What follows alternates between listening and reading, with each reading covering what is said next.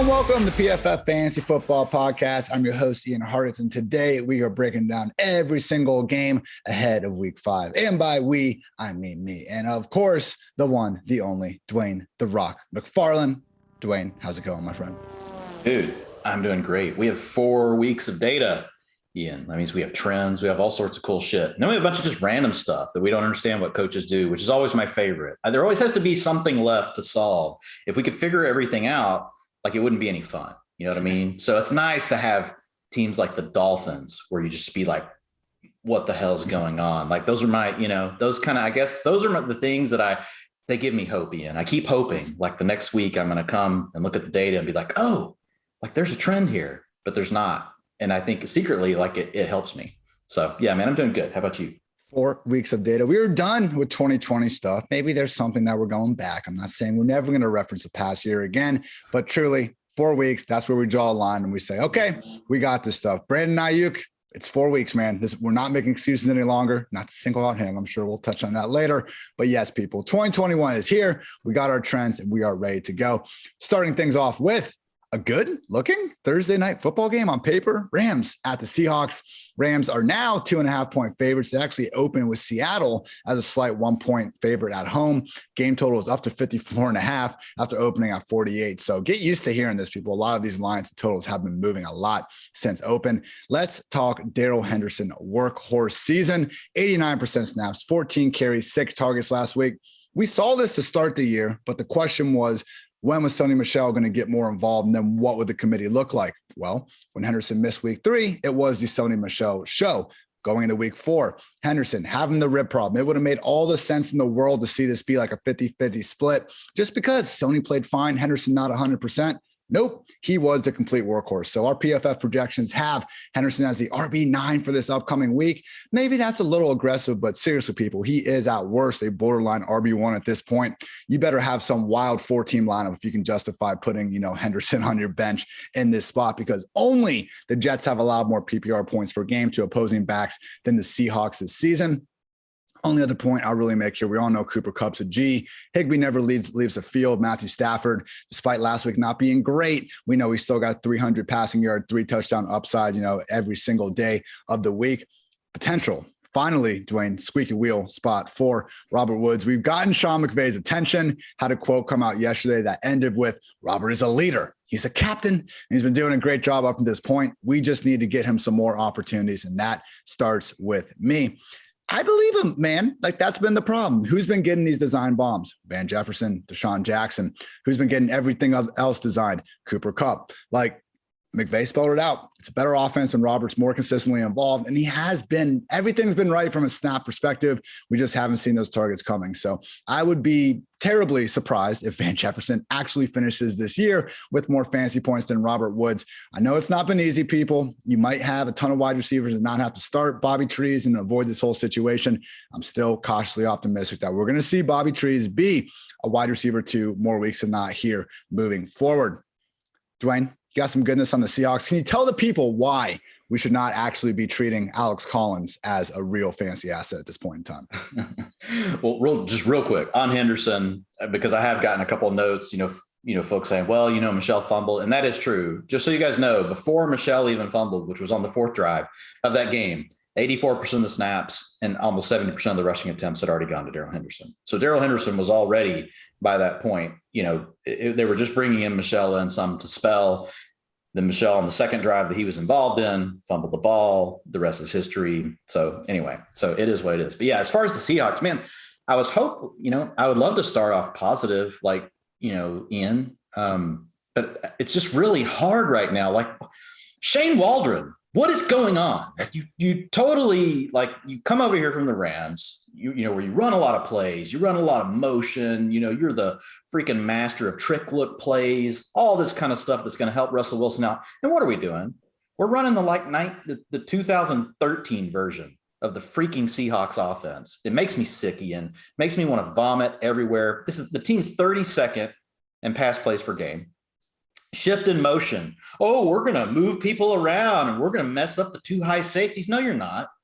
Shut your ass. 29th, Ian. 29th out of 32. It really does. It doesn't get much worse. 11 personnel. Now, I'll give them a little credit here. battled some injuries. Dwayne Eskridge hasn't been healthy. You've got Florida Gator, Freddie, Swain, he's playing, he's doing what he can, but 30th. So I'm just really discouraged. Like, it's really hard, Ian, to get because dude, we know how good Russell Wilson is. We know how good DK Metcalf is. We know how good Tyler Lockett is. We think Gerald Everett might even be good. But we don't even know for sure because this team can't run enough plays. And so, man, I downgraded the whole offense this week. I downgraded them for the rest of the season. This week is not a terrible spot. Yes, you just mentioned it. We get a good point total. But the way I look at this offense now, Metcalf, he's more of a high-end wide receiver too. He's not, I don't look at him as a wide receiver 1 anymore. I don't look at Tyler Lockett overall as a wide receiver 1 anymore. Can they be efficient? Yes, because they have the master of efficiency, the freaking Jedi, Russ Wilson, who bails a stupid offense and Pete Carroll out every single year. So I'm sure he's going to do it some more. But I want to see a life, Ian. I want to live in a world where we can get like 10 targets to each of these guys every week, 8 targets every week, instead of having to live with the 4 and the 5s, and to do that, like, they got to freaking get 35% of the targets to get to 6. So that's a problem right now for the Seahawks. So while I don't dislike the talents, I don't dislike the players, I'm really down on the coaching staff. I do believe from everything I'm reading, it sounds like it's really Pete Carroll. Like, this is what he wants. Shane Waldner's just a young play caller. And I think he's just sitting there going, what? Okay, well, I guess, I'll just do what the old dude says. And that's kind of where we're stuck at right now with the Seahawks. That's probably not what you wanted. Alex Collins. Yes, you want to know about Alex Collins. So look, Chris Carson, he got knocked out of the game the week before with a hamstring injury. He came back in. And of course, naturally, the Seahawks are known for this. They didn't report it at all as an injury through the week. Oh, full practice. Okay, right. Full practice. And it was from the get-go. I mean, Chris Carson was splitting, carries from early in the game with Collins. And I think every bit of it was to do with that. He really did have a lingering hamstring issue. Now, the issue is, could that still be going this week? Probably, and we'll never know. Like, we won't have any clues. So honestly, Chris Carson's one of the players I struggle with the most. I've gone way too long on this crappy offense. Love the players, hate the scheme. But Carson, I struggled to rank this week just because I didn't know what to do. These stupid low plays, and is his hamstring hurt? Is it not? Sorry, Ian. You should just take the show over. It seemed like to me with the Carson Collins thing, it was almost more of a, hey, Seattle was up by 2 scores with 20 minutes left. Through the third quarter, it was Carson 23 snaps, Collins 12, Carson 11 carries, Collins 6. And we even had the Athletics' Michael Sean Duggar come out and basically say, no, it's not going to be consistent. Maybe he can come make a little more out of these mop-up carries in Rashad Penny. But long story short, yes, we got to be a little bit concerned about Carson, but I've seen some people trying to clamp on to Alex Collins. Similar thing with A.J. Dillon. Just realize, people, you can't always look at the end game statistics with this. Got to realize where game script throws things out of place a little bit. But I share your disdain for these empty promises that were made to us about this offense during the offseason. Similar to Pittsburgh, except at least Seattle is watchable television at this point. Moving right along to the Sunday games. We got the Jets at the Falcons. Atlanta's sitting as 4-point favorites, over under at 46. Zach Wilson last week. Oh my goodness, people. 4 big time throws, 2 of them, like 150, 60-yard bomb to Corey Davis, another long one to Keelan Cole. Just throws that maybe there's a handful of NFL quarterbacks that can make them, but I think there's even fewer quarterbacks that would actually think to attempt them in a live game setting. That's Zach Wilson. And that's why I think he's going to be a lot of fun to watch here for many years. And we're already seeing the reason why you draft Zach Wilson is to have that sort of play in your repertoire. You don't, Jimmy G is never even thinking about attempting those plays. Zach Wilson, we need him to learn the offense to the level of Jimmy G. And I'm using him as an example because this is a Shanahan playbook in New York as well. We need him to learn the easy stuff. That game shouldn't have been as hard as it was last week. Ryan Griffin could have had a walking touchdown at the end, and Zach threw it at his feet.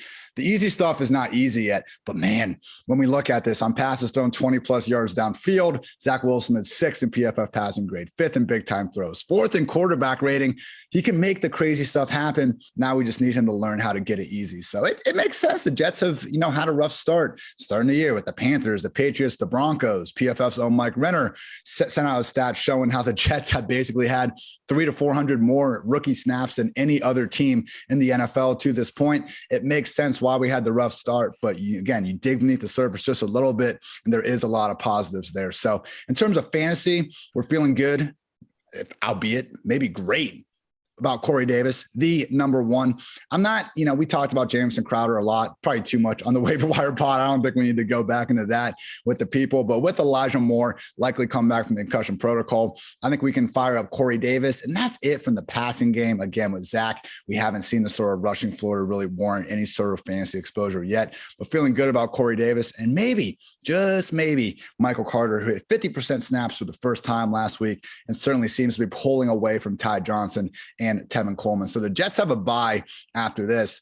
Dwayne, I wouldn't be surprised if Michael Carter is like coming. We saw this last year with DeAndre Swift. I think it's a common occurrence in the NFL after that bye week. The rookie that's been part of the committee, you get the extra week to really start to feature him as the true RB1. So if you have anyone out there that's really been down on Michael Carter, I would not be afraid to go get him now, because maybe this week, again, he's a stretch. It's like a lower end RB3 type this week. I'm not saying to go all in here despite the good matchup, but I think sooner rather than later, specifically, week 7 could be Michael Carter, RB1.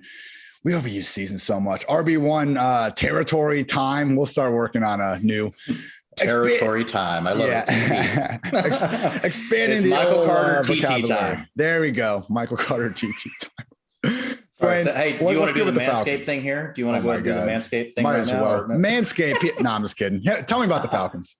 Yeah, man. So we got to talk about your guy, right? Well, first, before we talk about Cordell Patterson, talking about dropping bombs, one interesting thing that I saw last week doing the utilization work around, the passing game for the Falcons. You had an ADOT of 5.2, 4.8, 4.8 last week, 12.5. What was the passing attack all about from Arthur Smith when he came over from the Titans to the Falcons? It was really more about lots of play action, which they've used more of, not as much as he was using, with Tennessee, which as teams get really down, they tend to start moving away from it. And a lot of that's because they're not playing under center anymore. They just go to the gun, because a lot of these really heavy play action teams will play under center more in the first half. But when you look at Matt Ryan, I like the fact that he was pushing the ball down the field, Ian. So I thought that was a positive. Let's see. It's one data point. Let's see if it continues, because before that, it looked a lot more like Drew Brees, in like 10 years from now. If Drew Brees was playing when he was like 60, that's basically the ADOT that Matt Ryan was throwing to, which has been huge for Ian. Do you want a drum roll? Do you want to lead in? Like you are you actually lead the fan club for CPAT. So every Tuesday for the last 5 years, man, it's a good time.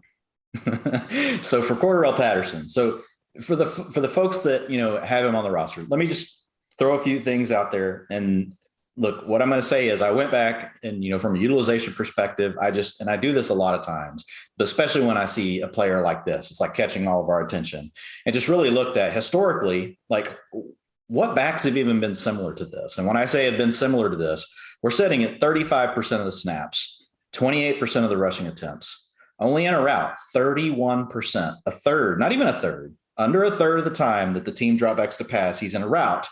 He has 13% of targets. That's nice. That's nice, but it's not great. But his targets per route are 35%. So meaning when he's on the field, he's targeted a third of the time. He only this sounds like Sex Panther or something. He's only on the field a third of the time, but when he gets thrown to a third of the time, I don't know how that math works out. Short down distance, under half, inside the 5, only gets a quarter of the carries. Long down distance, 2-minute offense, and PPR ranked number 2. Like it all adds up, right? So just went back and looked, and the main thing I really honed in on here was, you had to have, at least, attempts in the 20% range. You need to have this targets per route run of 35%. And I just wanted the routes to basically be under 50%. And so I just kind of honed in on this group of players. And so here are your finishes, Ian, of what, the cap of what it came up with whenever I put the query in.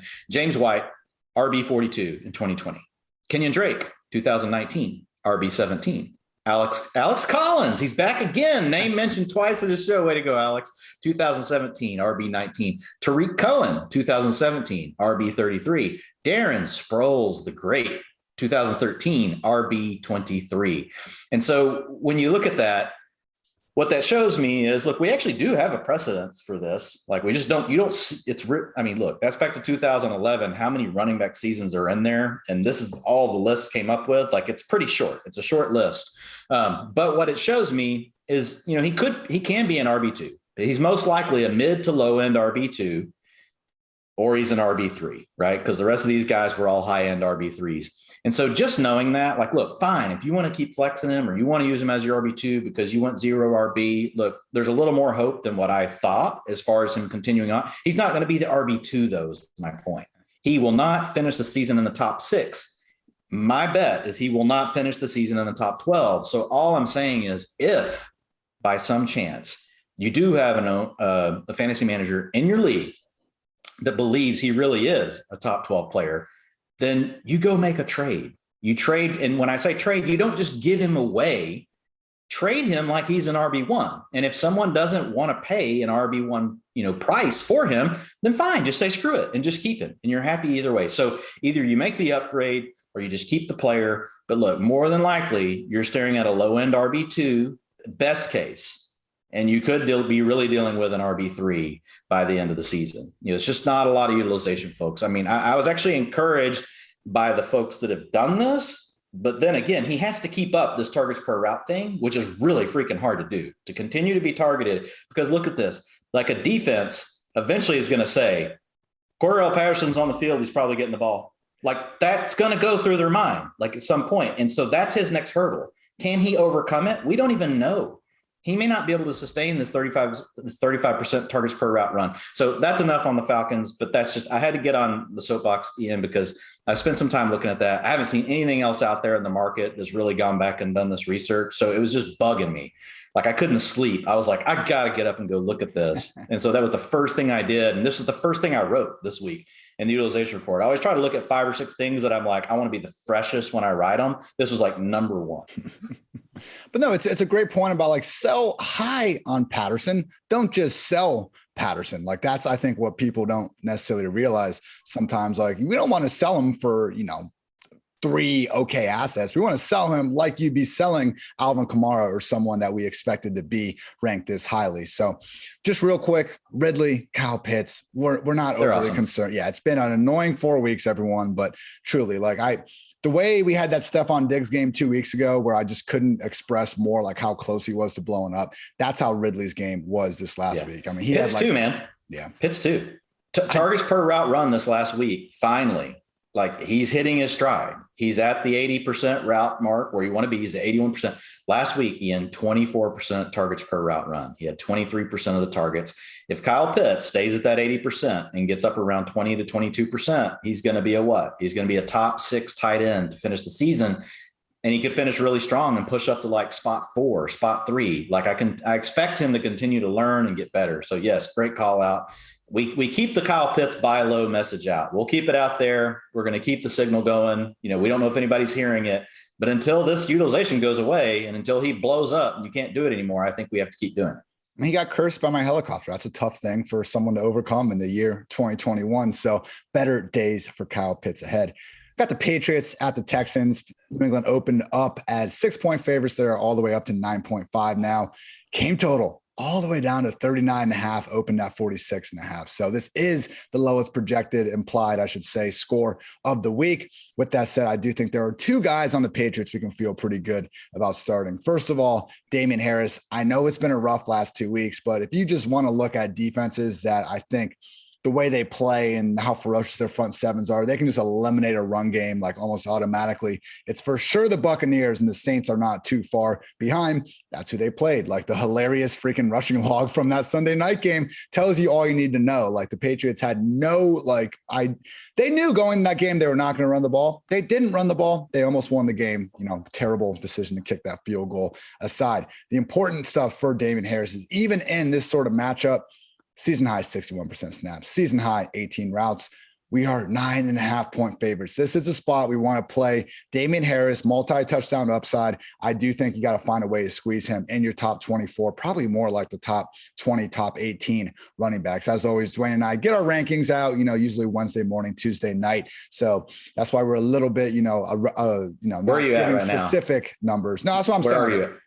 I'm at 19. Okay, that sounds right. I'm in my first draft, but yeah, I think you're on the money. I've got him sitting right at 19 right now. 1 spot behind James Robinson, 1 spot in front of Damian Williams. I could flip those 2. That's like where I'm like, me, Ian. Like I sit here and like I think about this stuff too much. Anyway, keep going. No, I think where you have those three, I would order them the same way. We're not buying Brandon Bolden. If you guys want to listen to Dwain and I go through all the waiver wire edition stuff, you can listen to the Tuesday edition of this podcast. But hey, maybe he keeps the role for another week or two. But I just think JJ Taylor and eventually Ramondre Stevenson are going to get in there. So Bolden, kudos, 12th year veteran or whatever. He's not going to be that guy. I think we would have seen it already if he was. Also, Jakobi Meyers, wide receiver 16 in expected points, wide receiver 31 overall. Cool note from everyone's favorite late round QB, JJ Zachariason. Last time Jakobi Meyers scored a non-passing touchdown, December 2018 versus East Carolina. So it's been a minute for Jakobi Meyers, but we would expect that to, as the kids like to say, positively regress at some point. So Jakobi, I think, is certainly in that, upside wide receiver 3 conversation, and he's the pass catcher we're feeling good about. I would point out, though, because Mac Jones has, been getting a hell of a lot of benefit of the doubt here over the past few days. People want to crown his ass like he's already a star. He's played well. Arguably, if you just look at the entire season, it's hard to say he hasn't been the best rookie QB to this point. He needs to get this deep ball down. And I know a deep ball involves the quarterback and his receivers, not necessarily the greatest, receiving core he's thrown to, but sheesh, Dwayne. 34 qualified quarterbacks. PFF passing grade when throwing 20 yards downfield. Mac Jones is 31st. Yards per attempt, he's dead last. Adjusted completion rate, he's 33rd. QB rating, he is dead last. So it's really been a problem. And when we see some of these offenses that can't get the ball downfield, what happens eventually? Defenses load the box and dare you to do so. If you can't do it, then all of a sudden you're looking at one of the worst offenses in the league. So just something to keep an eye on with Mac Jones and company. That's going to be the next step in him elevating his game to another level. But the main story here, great matchup against a Texans defense, I believe is the 5th worst scoring unit in the league. Feel good about Damien Harris and Jakobi Meyers in this spot. Dwayne, we could talk about Brandon Cooks if you want. I think that's about it. Yeah, no, I want to give time back, but let's just say lipstick is off the pig. Like, this offense is terrible. If you can still trade Brandon Cooks because someone in your league somehow really does believe he's a wide receiver 1 because he's ranked number 9 right now, just try to move him. Look, his utilization is great, but these things historically go back a long way. Really crappy quarterback plus a really good receiver that's getting the complete funnel still equals wide receiver 3. You need, if you had at least had an average quarterback and then you had what Brandon Cooks is doing, then you could have a wide receiver 2. But you don't have that right now. Maybe we will when Tyrod Taylor gets back. So that's one thing you could hold out hope for. But yeah, let's move on. Let's give the people some time back. Let's give us some time back, Ian. It's all about time. My week 5 quarterback predictions article, Davis Mills, most likely to see ghosts. And I even checked it out, man. Rookie quarterbacks versus Bill Belichick. That's not like one of these trends that doesn't exist. Like Deshaun Watson, I believe, is the only guy since 2015 to even get over 220 passing yards and have multiple touchdowns in a game early in his career. But I'm going to go off on a ledge here, whatever the hell the expression is. I don't think Davis Mills is as good as Deshaun Watson. So that's all I'm going to say about that. I picture Bill Belichick, and his coaching staff, and his son and his mullet. That meme you see from Goodfellas where Ray Liotta's just leaning back at the table, laughing, when they're getting ready for a rookie quarterback to come in, they're just drawing this stuff up and they're all just cracking up. This guy's not going to know what to do. But yeah, this trend goes way back. So good call out by you.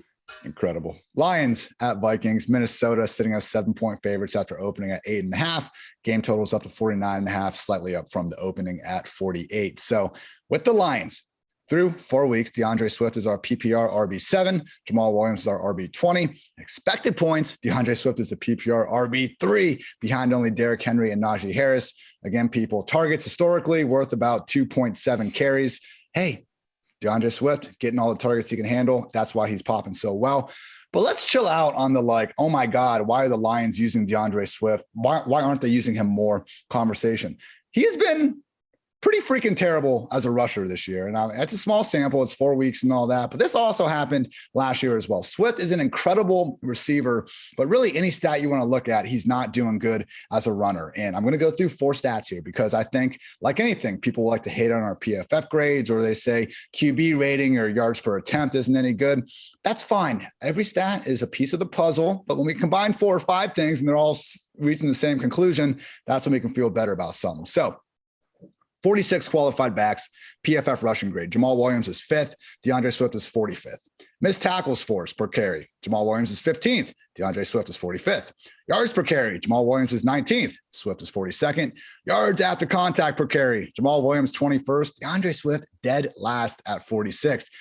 The dude is electric in the open field. I can't overstate that enough. I wish they threw him the ball more in the earlier parts of games. Like I believe our PFF Lily stat after the game breakdowns was how DeAndre, I think, has 11 receptions in the fourth quarter this year, only 12 or 13 in the first three quarters. So they should honestly throw him the ball more because that's what he's so good at. That's been the best part of this offense all year. I don't think that, slandering Jamal Williams for being a lot better on early downs is really where we should be going with this, pals. So Swift, great player. He's still a PPR, RB1 in the top 12 every single week.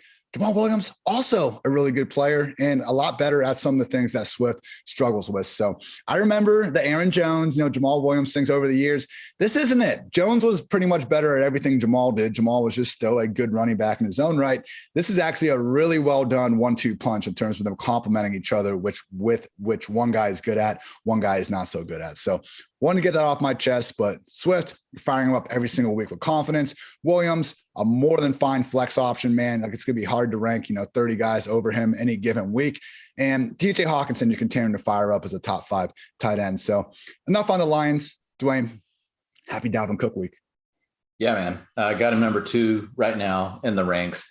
We'll see what happens. Last week he didn't play his full complement of snaps. Immediately, Alexander Mattison was sharing snaps with him right out of the gate. So we'll have to keep an eye on the injury. I'm sure he's going to be limited this week, but I would expect him to be more back to, where we would think he would be, this next week.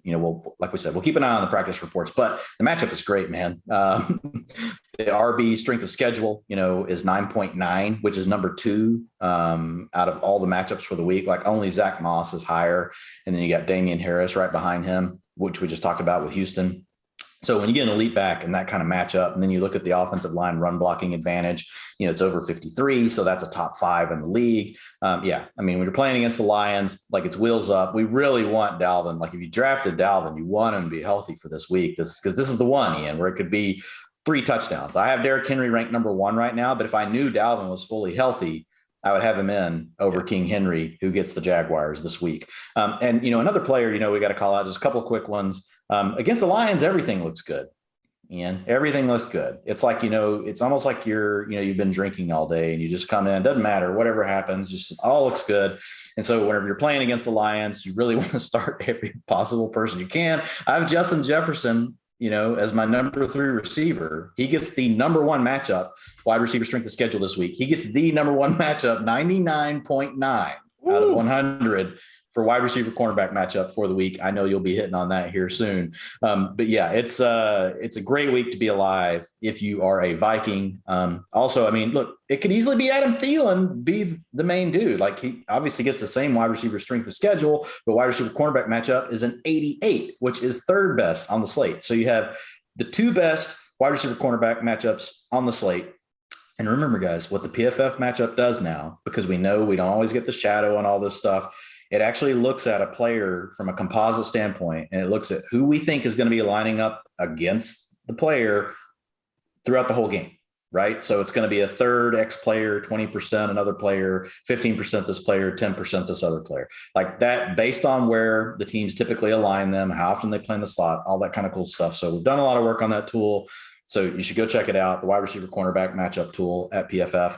So Justin Jefferson, Adam Thielen, wheels up. Real quick, Adam Conklin got over 70% of the routes last week. Not quite up to the 80 we love, but 70% really gets you into the every week conversation of high-end tight end 2, low-end tight end 1. I can't tell you which one you're going to be, but you're probably going to be one of the 2, right? That's where Mike Gesicki lives. That's where, and historically, Evan Ingram has lived. Like all these tight ends that aren't just truly just only a touchdown dart, right? They can give you 4 for 50 and not score a touchdown and still actually finish 13th or 14th. But if they score the touchdown with that, right, what do? They move up to 10th for the week. So he's now in that group. And what's nice is you're seeing them continue to really expand his role. Conklin is a player they've liked for a long time.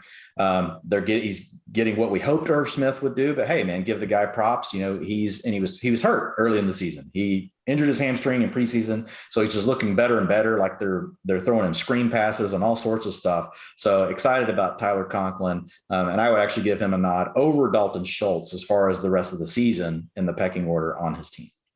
I wish Chris Herndon was making this a 2 tight end system. He's not. Me too, Ian. We got. Look, you got Cordarrelle Patterson. Beggars can't be choosers, Ian. That's what my mom always told me. Eagles at Panthers. Carolina sitting as 3.5-point favorites. Game total down to 44.5 after opening at 47.5. At this point in this Eagles offense, we feel especially confident about two people only. Jalen Hurts, who is 11th in rushing yards since taking over in week 14 last year. As a starting quarterback, he has ripped off fantasy finishes as the QB 11, the QB 1, the QB 12, the QB 20 in 3 quarters. Screw you, Nate Sudfeld. The QB 5, the QB 10, the QB 10, and most recently, the QB 4. That honestly could have been a QB 1 performance had he had a little bit better luck with the old officials out there nullifying 2 of his passing touchdowns. And one of them went to none other than Devontae Smith. Wide receivers with a higher air yard share than Devontae: Brandon Cooks, Tyreek Hill, Jamar Chase, Terry McLaurin, DK Metcalf, Calvin Ridley, and that is it. He is right next to Justin Jefferson.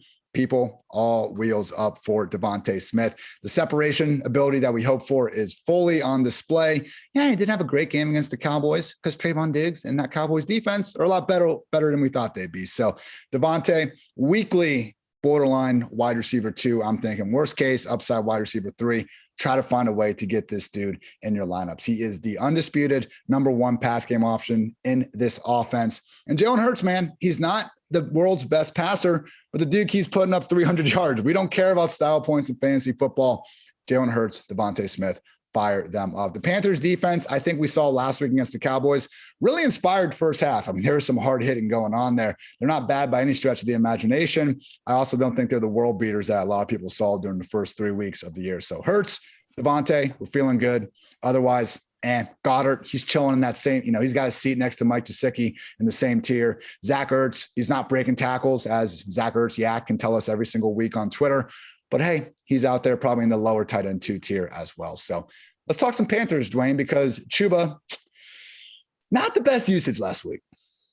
Yeah, we saw a guy named Rodney Smith. Most of us probably didn't even know who he was, right? Snuck out there.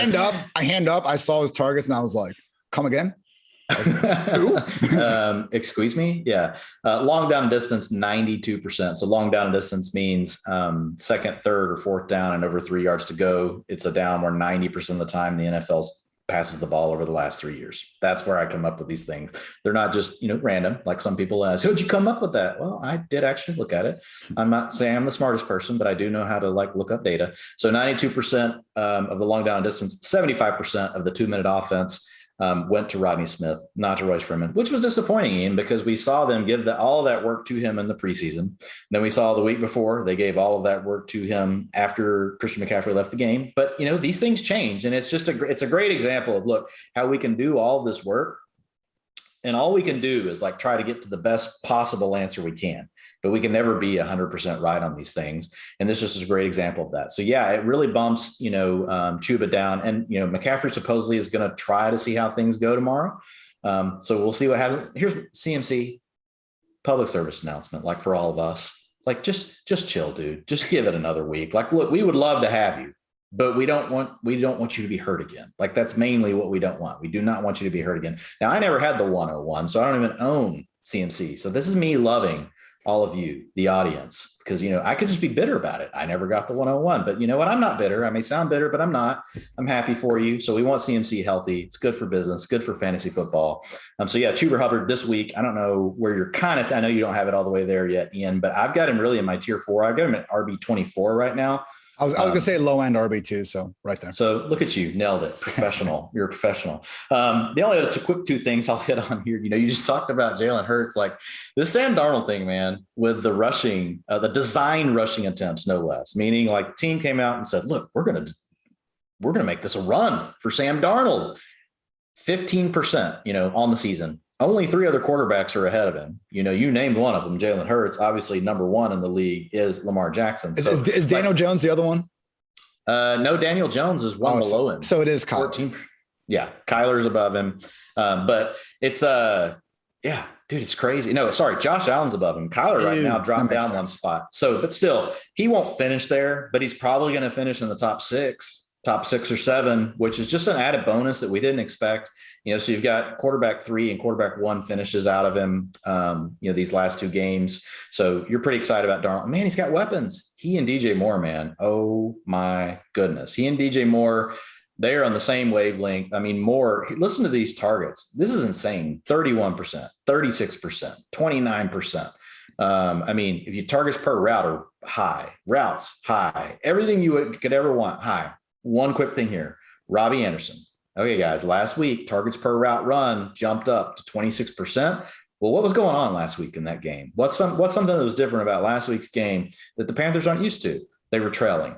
So when they get into these more competitive game scripts, I think you're going to see more of Robbie Anderson, because when you open things up, right, there's just more opportunity for everybody. So Anderson, 29% of the targets last week, 12.8 ADOT. He was actually first on the team in air yards at 44%. I mean, look, normally a 29% target day at a 12.8 ADOT is going to give you a top 24 wide receiver finish. Unfortunately for Robbie last week, it equaled 48. Ian already mentioned the Cowboys. There was a lot of pressure on Darnold. A lot of those throws were under pressure. There were some misses. In there. So Darnold isn't perfect despite getting better.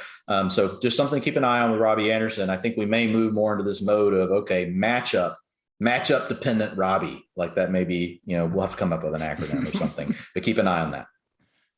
MDR, gotta love it. Saints at the football team. New Orleans sitting as 2-point favorites. Game total at 44, down from 46.5. There's one player in the Saints offense that we are starting with confidence, and his name is Alvin Kamara, as you probably could have guessed. And hey, it hasn't been great, people. PPR RB15. It is. So we talk about the targets, but I will say, there is something to be said for running backs that are just consistently sailing past 20 rush attempts as well. I mean, there's not many guys doing that. And that is Alvin Kamara right now. So he is actually RB5 in expected points. So I feel the pain. This is our reigning overall RB1 cheat code of a fantasy football player for past years. Now he's just a mid-tier RB1. So it's not the end of the world by any stretch. It's just a situation where, similar to Cordero Patterson, if you can find someone that wants to treat Alvin Kamara like he is still a candidate to be the overall RB1, great. Go get a huge haul for him. But otherwise, you're still not hating having Alvin Kamara in your lineup each and every week. And maybe this is the week we get the targets back up. Washington, courtesy of our guy, Cordero Patterson, has allowed 5 receiving touchdowns, 2 RBs this season. Nobody else has more than 3. And man, it's just got to turn at some point. Sean Payton is a smart guy. Out of all the NFL coaches out there, I feel, even more confident saying that about Sean than a lot of them. But so far, man, years 2017, 2020, first 4 weeks, Alvin Kamara had 28, 47, 24, and 35 targets. This year, just 14. So even if he's not going to be the 80 catch guy that we're used to seeing, I have a hard time believing he's going to be like a 35 catch guy on the same side of things. So, hey, we'll see what happens. And it is interesting to note, though, Alvin Kamara, who I think a lot of people looking at his rushing success over the years, he did seem like someone that was quote unquote different, just better than everyone else with the ball.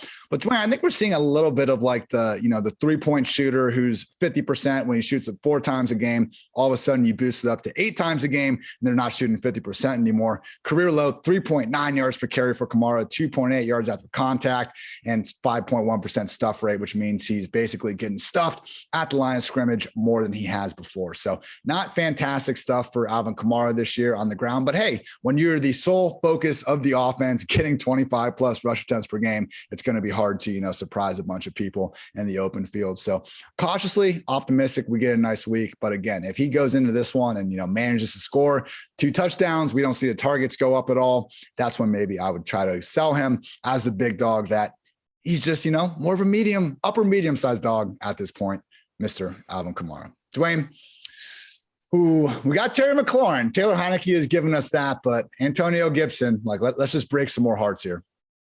Yeah, man, with Gibson, I mean, well, number one, he did leave the game briefly last week at the end of the game. He came back in with a rib injury. So let's keep an eye on the practice reports. But yeah, this is a tough spot. Last week, with Saquon Barkley, I still kept him in the top 12 just because of the expected volume. Gibson's just a different cat though, right? We don't know for sure. Well, actually, we do know for sure. People don't like it, but we do know for sure. He's only going to get about half of the passing work. And so a player coming in to face the Saints, kind of banged up, a good rush defense.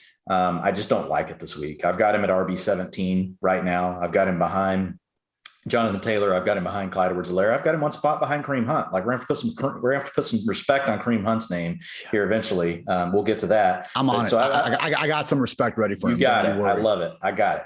You love it. So Antonio Gibson. Yeah. I mean, look, it is what it is at this point. He, in better matchups, if we don't think he's injured, he's still going to be a high-end RB, 2. In this matchup here, he's more of a mid-range RB2, that could finish more like a low-end RB2. Like this could be a bad game for Gibson. If you got him, you're probably still going to start him. Yeah, McLaurin, man, wheels up, like 100% of the routes, 100% of the routes, 98% of the routes, targets 32%, 29%, 39%. So like people are talking about DJ Moore. Terry McLaurin's doing the same thing. Yeah. In the last 3 weeks, he's got a PPR finish of 3, 45, and 4. So, he's not foolproof, but no receiver is. Like, go back and look at these things, folks. I know we want to think in our heads like, oh, I got a top 12 receiver. Like they finished in the top 12 every week. No, they don't. Like they have weeks where they're outside the top 36. It does happen, especially in the passing game. Like just a couple little things go wrong, an overthrow here and overthrow there, too much pressure in the quarterback's face on the pass where the wide receiver's wide open. These little things add up, and you see them happening. You're watching them happen in the games on Sunday, but those things add up, for these receivers. And so the other thing I'll talk about really quick, outside of McLaurin being a high-end wide receiver 2, the rest of the way for me, he's obviously going to have these smash wide receiver 1 weeks. Is Curtis Samuel. He did get back to play a little bit. So if you're in a really deep format, I know we talked about it a little bit on the waiver wire, but I don't think we talked about Curtis Samuel. So just keep him in mind if you're in that super deep format. Only played 38% of the routes, but I expect that number to grow. It's coming from Diami Brown. It's not coming from Adam Humphries. So Adam Humphries is he's slotted into a certain role. It looks like this will be mostly taken away from Diami Brown, which won't necessarily be a good thing. The nice thing with Samuel is they were trying to design things for him. So it was almost more like a week 1. He was more the Rondell Moore gadget player, 25% targets per route run.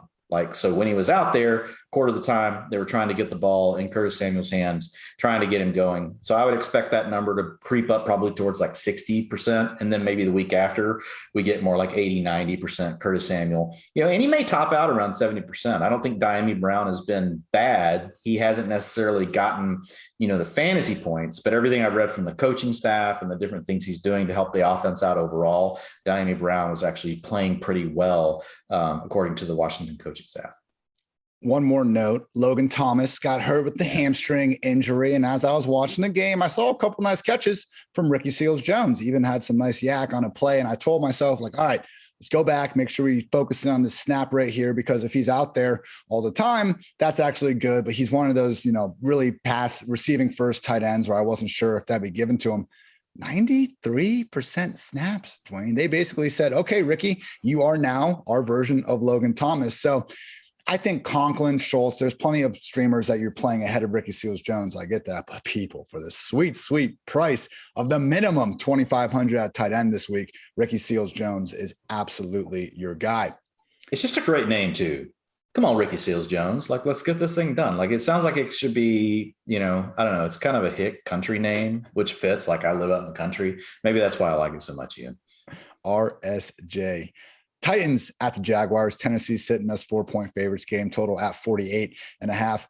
I'm seeing people just down Tannehill once again. Didn't have his top 2 receivers. Got sacked 7 times. Still PFF's 3rd highest graded passer, 12th in big time throw rate percentage, 5th in turnover worthy play rate percentage. I like going back and watching the games because when I see Tannehill underwhelm on the stat sheet, it's refreshing to me to see Josh Reynolds drop a touchdown pass and then drop another 50-yard bomb down the field. Like, that game, unfortunately, is an L in the sheet for, Ryan Tannehill and the Titans. Don't think he was the reason why. And this week, we're going to find out just how good Tanny can be against a bad defense, regardless if AJB and Julio Jones are back in the picture, because the Jacksonville Jaguars this year, everything going on with their head coach aside, Yards per attempt allowed, they're 31st. Explosive pass play rate allowed, 27th. Pass yards after the catch per completion, 24th. QB rating allowed, 28th. All wheels up for Tannehill this week. I don't care who he's throwing the ball to. I'm expecting Tannehill to get that job done. Then there's the big dog, Derrick Henry. As you said, the RB1 of the week, even with Dalvin Cook going up against the Lions. We know he's a little bit banged up. So we've all seen the Derrick Henry high school game log, and it was 13 games. They just fed this dude 30, 40, 50 carries a week. It didn't matter. And Henry ran over some poor future accountants each and every time. 462 carries in those 13 games. This year, he's on pace for 480. So maybe the Titans coaches finally saw that tweet and they're like, you know what? That's a good idea. Let's go for it. It's just the most absurd amount of volume ever. Like, we're not used to seeing Derrick Henry do this in September. December and January, like, yeah, that makes sense. I get it. But the fact he's doing this when it's still warm out, man, is absolutely wild. So feel good about Tannehill. We got Derrick Henry. I'm still not really into any of these wide receivers in and of themselves. Please get healthy, AJ Brown or Julio Jones. We want to see you guys back. This is the Jaguars matchup that we want, just like how the Vikings are playing the Lions. Like, this is not the game we want you to miss. Hopefully those hamstrings are feeling a little bit better here come Sunday. Dwain, James RB1 son, maybe if Carlos Hyde stays sidelined.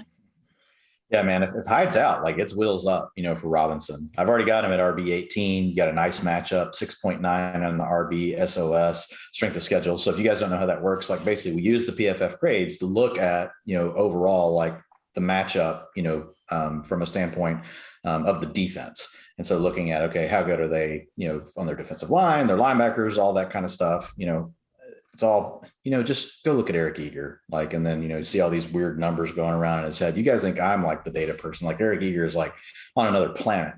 And so he helped build that. So it's an awesome tool that I use a lot. So James Robinson looking really good. If he gets all of it though, I'll continue to move him up. Like, if we hear that Carlos Hyde is out, it's really, you're going to have to get James Robinson into your top 12. He will be a running back one this week. Trevor Lawrence, you actually brought it up yesterday. I know Andrew Erickson brought up the zone read stuff. It's been a consistent thing that we've seen now over the early part of the season. We were not seeing any design rushes for Trevor Lawrence. Went from 0% week 2 to 12% week 3 to 22%. Now I have no clue who's going to be on the sideline for the Jaguars. I don't even know if it's going to matter. So I don't know who will be calling plays, who will be running the team with everything going on with Urban Meyer. But, Trevor Lawrence is kind of a sneaky, I'm probably going to squeak him into just a couple of DFS lineups, Ian, just because strength of schedule from a quarterback standpoint is at least neutral. It's not a situation where he's probably going to be under quite as much pressure. He's looking a little better every single week. Now, it hasn't been great. Now, I know last week, oh yeah, great, he ran the ball, but didn't throw for over 300 yards. Well, they led the game every play until the end, right? When the Bengals won. So that's more of a, hey, the coaches basically said, let's just try not to lose the game. You can't necessarily put that on Trevor Lawrence. So this game's got a total of 48.5. So I feel pretty good about Lawrence. Probably will land. I haven't got to putting a number on him, but I've got him in my fourth tier of quarterbacks.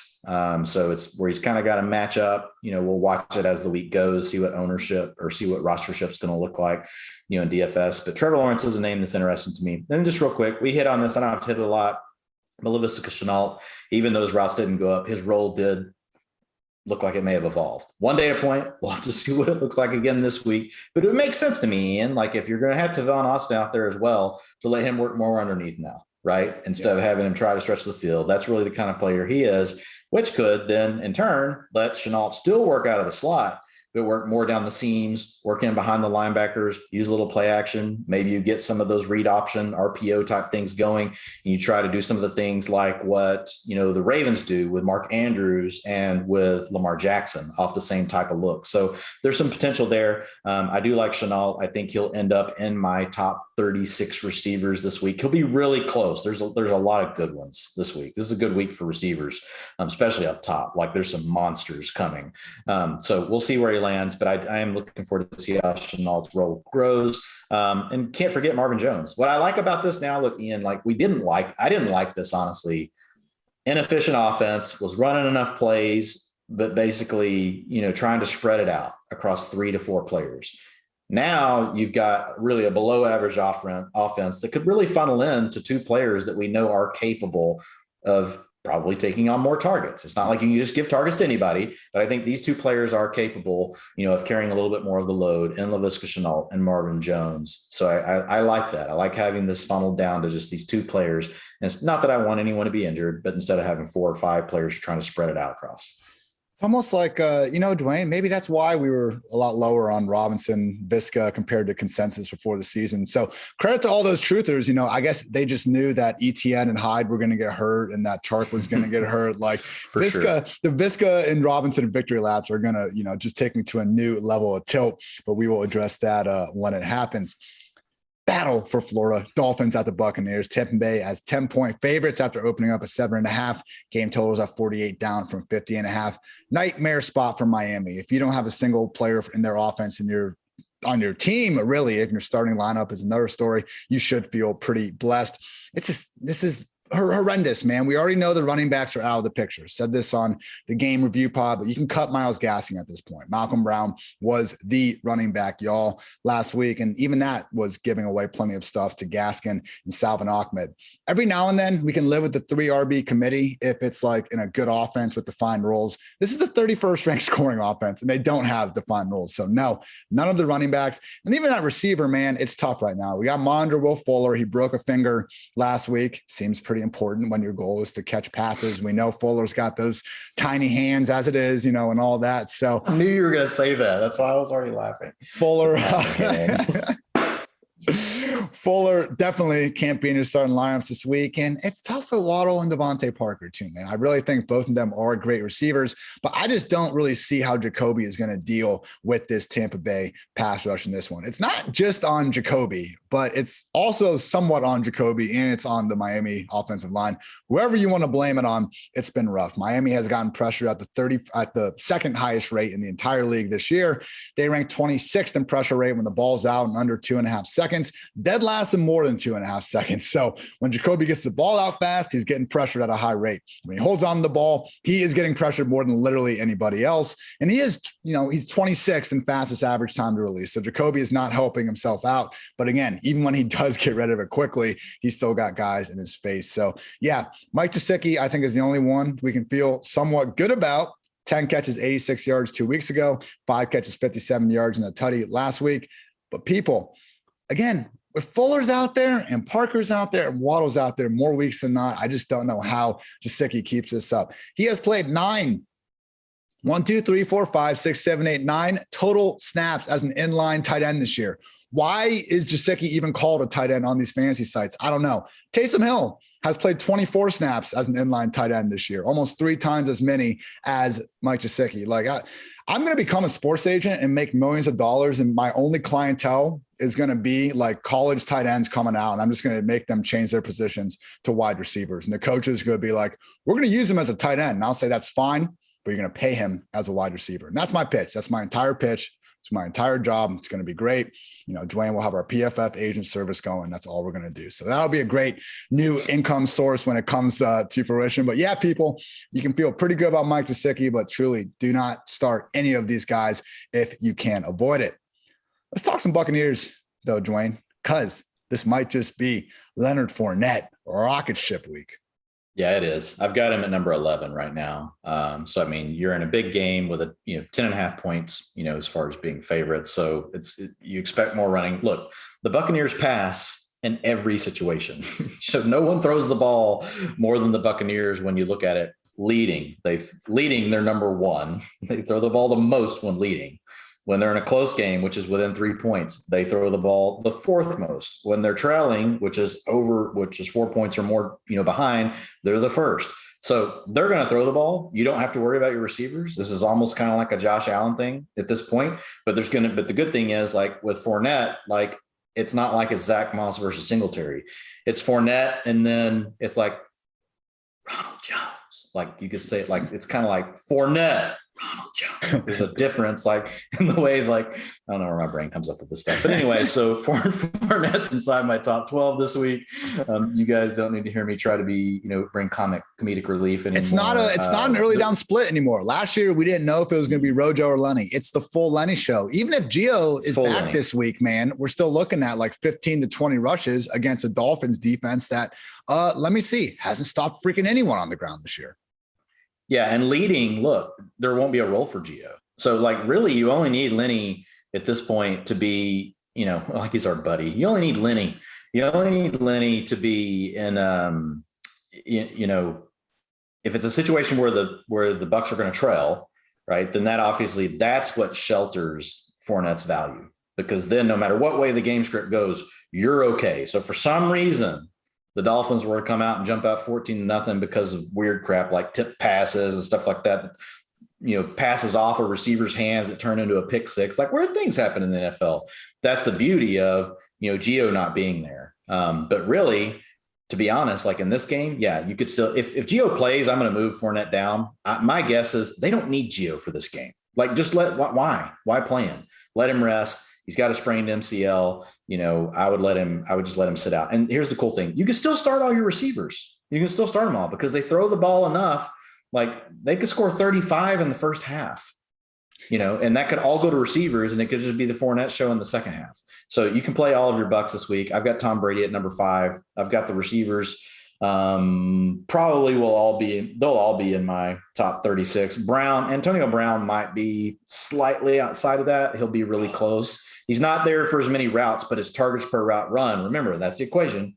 Routes can be lower if targets per route run kick ass.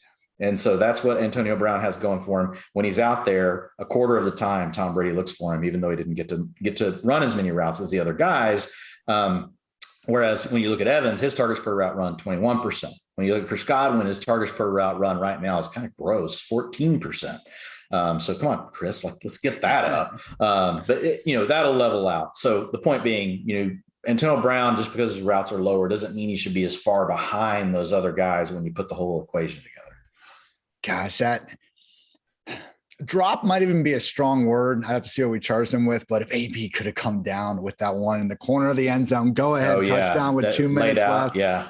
Oh, man, like Brady put it on him. It was raining. It was in the back of the end zone again. It would have been a great catch, but just would have been such a fun revenge game, like almost near walk-off touchdown for AB. I understand a lot of people aren't a big fan of AB. He's a great football player. Like, I'm a big fan of the UFC, and a lot of people, and like in any profession, you got some bad apples there. But I like watching these guys when they play football, and it sucks when they make bad decisions in their personal life. But I just, I'm a fan of revenge games. I'm a fan of when Antonio Brown's making big plays out there on the field. Would have been a great one, but nothing can compare to the, tilt that OBJ and I should say Baker Mayfield gave us. So whatever, all good, all good TB12 and AB. Green Bay Packers at the Cincinnati Bengals. Packers down to a 3-point favorite, actually opened at 6. So the public is buying into the Bengals, or at least the sharps are. Somebody is. Game total sitting at 50. Let's talk Aaron Jones, AJ Dillon. I always send out nice little heat map chart on Tuesdays. It's got the previous week's usage of all the running backs, and you can see just RB1, RB2. No, I'm not breaking it down, and your third downs and everything that Dwain provides for you in the utilization report. It's teamwork. It's teamwork, Ian. It's teamwork. Makes the dream work. And you can happily take that and put it into your chart, and I won't be mad. We good, brother. But hey, it all requires additional context. So I do go through it eventually and start to look at those things. And with the Packers, I just want to clear this up. No, this is not suddenly a split backfield. The Packers were up 27-10 with 20 minutes left last week. The snaps in quarters 1 through 3. Aaron Jones, 40, AJ Dillon, 16. Carries, Aaron Jones, 14, AJ Dillon, 7. Targets, Aaron Jones, 4, AJ Dillon, just 1. Aaron did fumble, and he lost it at the end of the third quarter. I really don't think they sent their $48 million running back to the doghouse. So Aaron Jones, continue to fire him up as a top 5 back. You don't need more than 2 hands to rank the guys you want in front of him, I think, moving forward. We know Davante Adams. We know Aaron Rodgers. I really wouldn't go point chasing with Randall Cobb. The usage wasn't all that great, and he just happened to catch 2 touchdowns. Do we think Davante Adams is going to go scoreless with 60 yards every week? I highly doubt he has that happen, maybe for the rest of the season. So good on Cobb, but it could be Lazard, it could be Tunyon, it could be any of these guys. The only sure things in this offense are Aaron Jones, Davante Adams, and Aaron Rodgers. I feel good about that. So That's all I got here, Dwayne. Let's talk some Bengals because Joe Mixon, depending on who you're talking to, I tend to trust Schefter over Zach Taylor week to week, day to day. What about Samaje Perine, Chris Evans? What are they bringing to the table? Yeah, real quick on Dylan, just kind of like one other layer of context. So he had 15 attempts in the game. Half of those came in the 4-minute offense. 4-minute offense is basically, we're just trying to get out of the stadium. And so half of those carries came in that situation. So I think you nailed it. Just add a little, context matters. Just give it a little more context, Ian. So yeah, when you come up to the Bengals, I'm with you. I don't have Mixon in my rankings right now. I've got an X next to Mixon, but I approach things a little different than other ways some people approach rankings. But for now, I've got him out. I'll add him back in just because I don't believe he's going to play. So with Samaje Perine, I'm assuming right now the Mixon is not going to be out there. And I've got him at running back 23.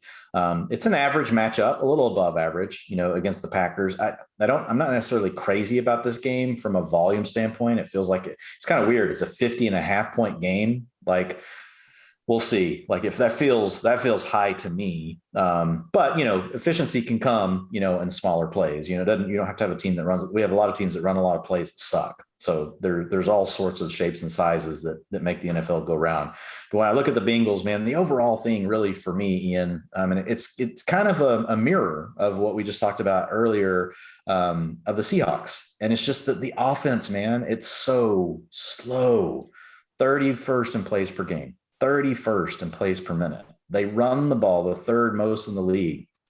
Pass the ball 30th most in the league. And so when they're trailing, they run the ball the third most. When they are close, they run the ball the 9th most. When they lead, they run the ball the 5th most in the NFL. So that gives you the context. Like, they want to run the ball. They really don't care. They want to run the ball. So that's a good thing for Perine. We could see Joe Burrow slowly start to open things up. I would love that. I would like them to, while you're at it, go ahead and let's tack on another 10 plays to the game so we can maybe be able to start all three of these receivers. But the day's coming. We'll see what happens with T. Higgins. Been out the last 2 games with a shoulder. But Ian, once he's active, man, I'm telling you, it scares me. Like, I just don't. And we've been talking about it actually since week 1. And it's just worked out so that it hasn't been a huge issue. Jamar Chase, finished 41 week 2. That was kind of the low point, but then came back with, finished ranked number 7 in week 3. Then he was wide receiver 29 last week, didn't score a touchdown, but looked nice. Then you had Tyler Boyd, who's been 34, 31, and 9 over the last 3 weeks. But man, once Higgins is back, and you're spreading this out 20%, 20%, 18%, like they're all kind of split evenly somewhere in that range. I just worry. It's just tough to go out there with 55 plays and then say a half of those are a pass. And then you're going to divide that up by 20%, 20%, 20%. You folks can do the math. That's not too difficult. It's not a good situation. It doesn't mean that we don't like the players. We like them. And the way I look at it is if you have them, you're going to start them, but just be ready. You're going to get weeks that are just bad from one of these players.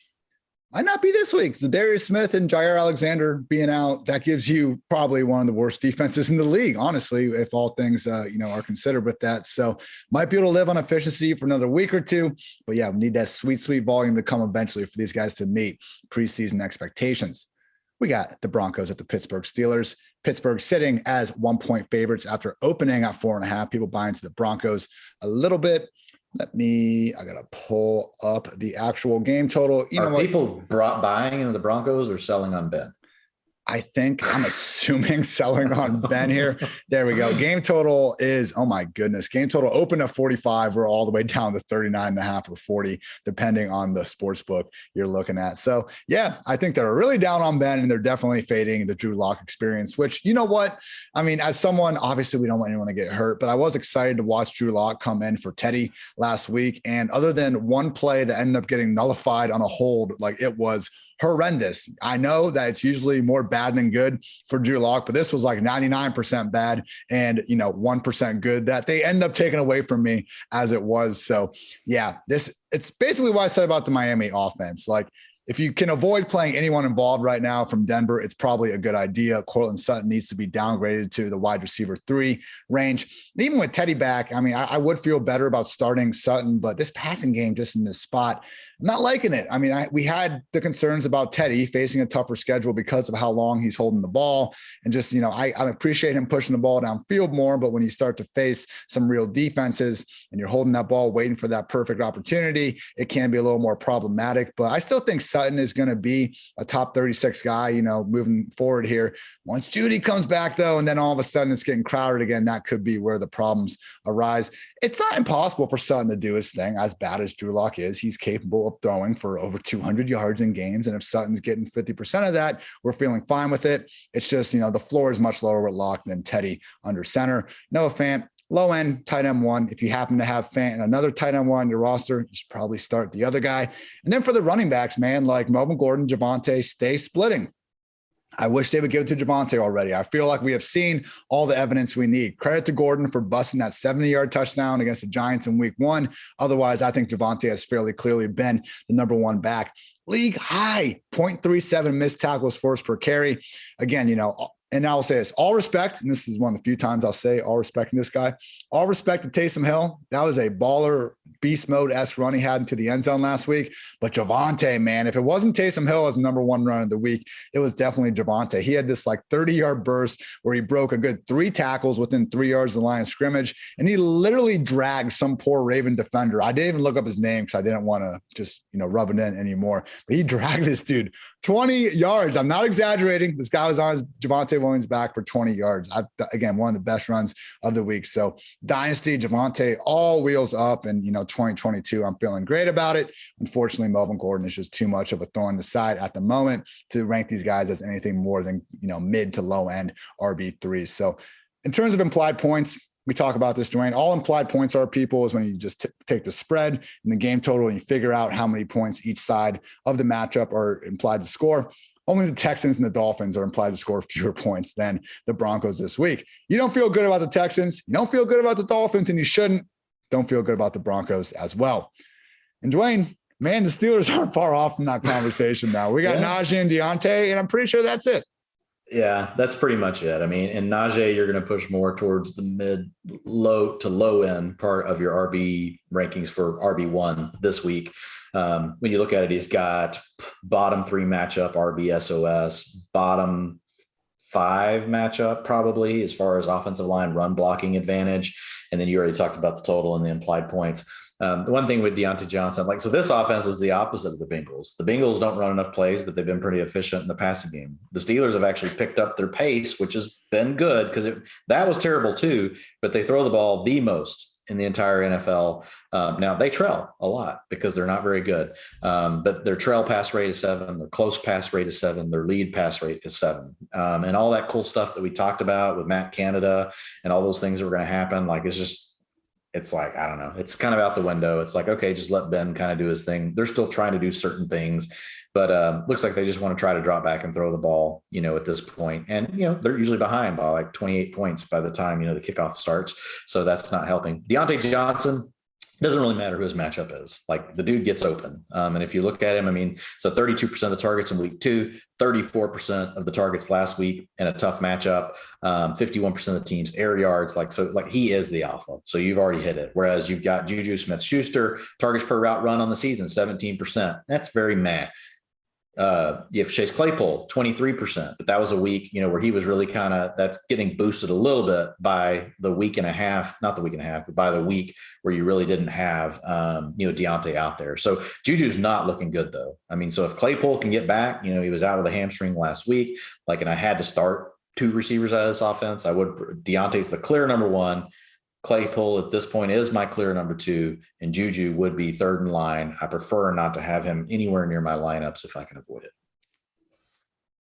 I agree with that, Dwayne. It's Juju, man. It's just Juju, and it's not even his fault necessarily in this one. Usually we've had a lot of reason to complain, but one of the sheeshes we brought up on the Sunday night pod, wide open, potential 30-yard touchdown. Spoiler alert, Big Ben sailed it.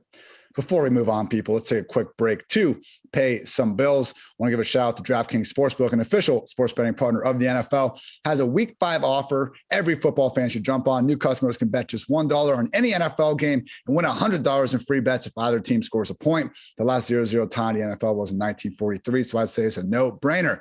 Download the DraftKings Sportsbook app now and use promo code PFF. Throw down $1 on any NFL game and win $100 in free bets if either team scores a point. That's promo code PFF this week at DraftKings Sportsbook, an official sports betting partner of the NFL. As always, must be 21 or older. New Jersey, Indiana, or Pennsylvania only. New customers only. Minimum $5 deposit, $1 wager required. One per customer. Restrictions apply to DraftKings.com/sportsbook for details.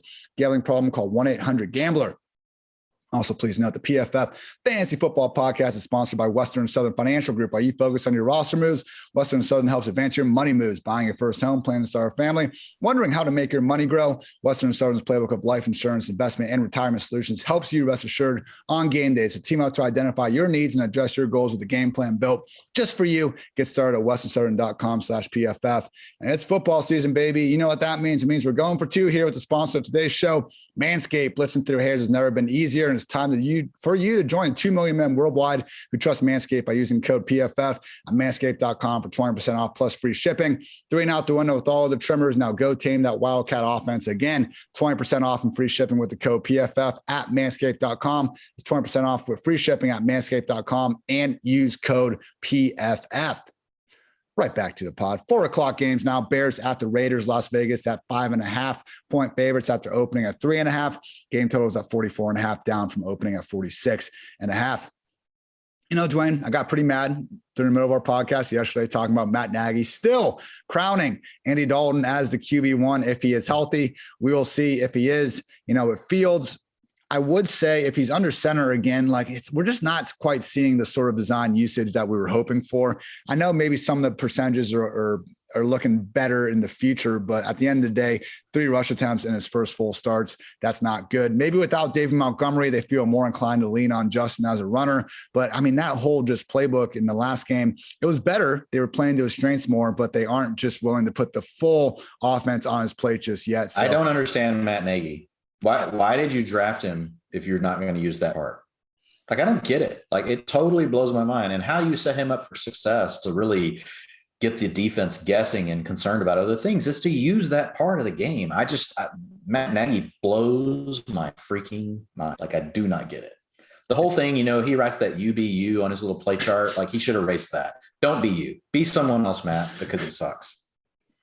We are who we pretend to be, and it's not working for Mr./Coach Nagy. But yeah, people, I mean, Justin Fields, if he had 30 pass attempts a game and 10 rush attempts, like we all would figure, like we all would design for him. If we were coaching, he'd be great. 17 pass attempts and 3 rush attempts, unless you're Russell Wilson, it's going to be hard to make much out of that. So Fields, try to find a better streamer this week.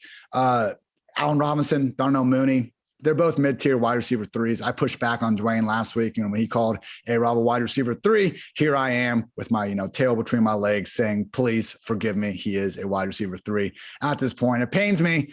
Funny enough, PFF projections actually have Darnell Mooney, wide receiver 30, Allen Robinson, wide receiver 31. So hot take there from our projection machine. And they have Damien Williams as RB24. Dwayne, I believe that's right around where you said, I think you had him RB20, 21. Mm-hmm. That's where I got him. I think that's very fair. Again, I'd say RB24 is probably closer to the floor, but yeah, somewhere in that 19 to 24 range.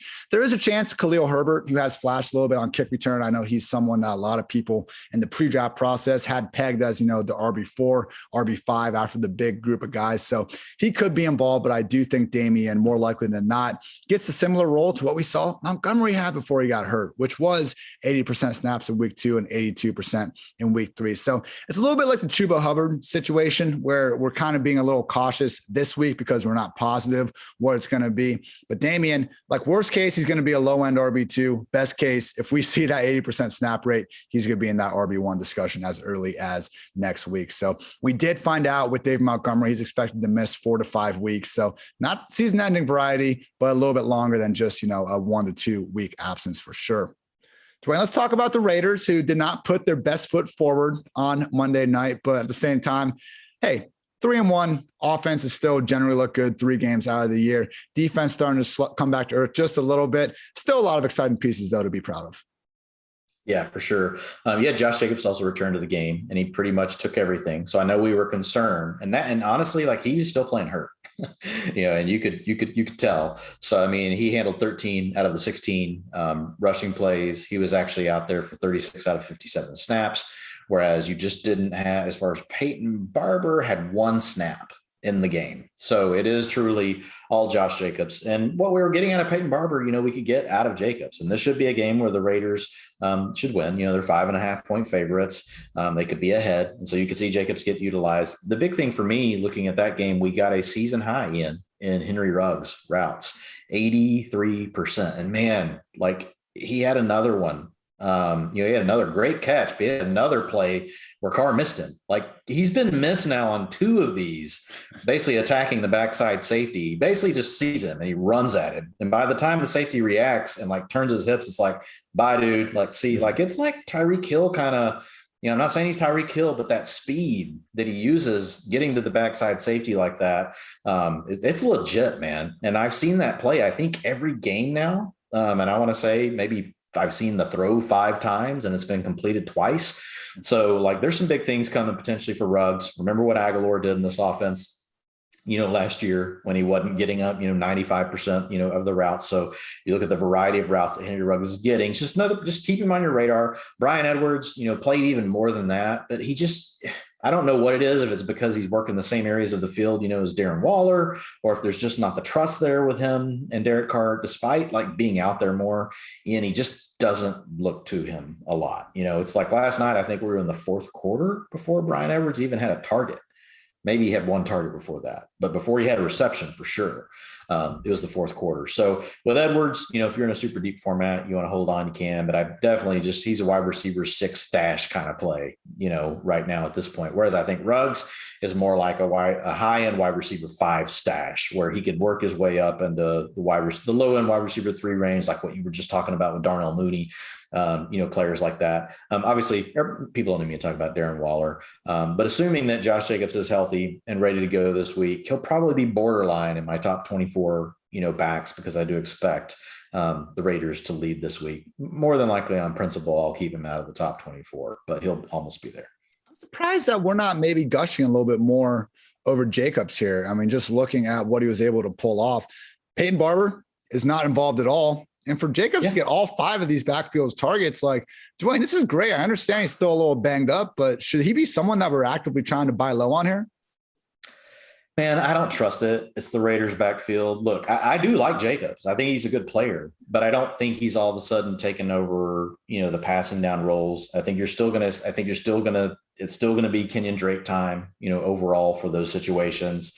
The best part is that Peyton, it's not a 3-person committee, right? We don't have to worry about Peyton Barber. So I think that's a positive. The other positive for you is, like you said, the Raiders offense overall, look, they're 3-1 now, but they have a good offense. Yeah. Like, this offense is clicking. I don't think the wheels are just going to fall off, with the offense. So I expect those things to continue, and that's going to give Josh Jacobs weekly upside to be in the RB1 conversation. You're going to get those weeks where he's going to score 2 touchdowns. And if, to your point, it's one of those weeks where they also happen to get in the ball, 3 to 4 times in the backfield. Remember, this is the team against the Chargers that likes to play the 2 high a ton. They're basically saying, we don't want you to beat us deep. So what that means on 1st and 2nd down, you drop back, you do play action, they're deep, you can't get it to Ruggs. You're more likely, even on 1st or 2nd down, to get that target outside, or underneath, to Josh Jacobs. So I think it was more of a function of the way the game played out and the way that the Raiders, or the way the Chargers played the Raiders on defense. I think that's a big component of it, because we saw the same thing with a couple of other teams so far with the Chargers. A lot of these underneath targets, whether it's to tight ends or backs or other things like that, because of the way the Chargers want to play defense. Yeah, Chargers and Broncos, by far the two lowest teams this year in terms of rush attempts faced, with at least 8 guys in the box. I was just happy to see Jacobs in a game that they were consistently down multiple scores in, end up with 18 combined carries and targets. I mean, I feel like in the previous 2 years of his career, like same thing keeps happening. He has a multi-touchdown week 1 game. We're all like, oh shit, like he's an RB1 now. And then we have like some negative game script come up and we have a bunch of guys stealing away his opportunity. And as someone that was really down on Josh Jacobs before this year started, my reasoning was more because of the presence of Drake. They made him one of the league's highest paid backups. I figured he would be, maybe not losing his job to Peyton Barber when Jacobs went down. Clearly, Drake isn't as big of a part of the offense as some, including myself, thought he'd be. So for me, if everyone's treating Jacobs as kind of the RB 26-ish guy, I think that's where he kind of finished up around in my preseason rankings. If he's still being treated as that, and we can get those upside RB1 weeks that we were maybe worried about Drake really eating into, I am cool with buying low on Josh Jacobs. I still think, number 1 buy low is Chase Edmonds. I want him on my squads. He's the RB 13 in PPR scoring. He hasn't scored a touchdown yet. Like I know Connor's annoying until he's not, and then until Edmonds becomes a freaking top 5 RB.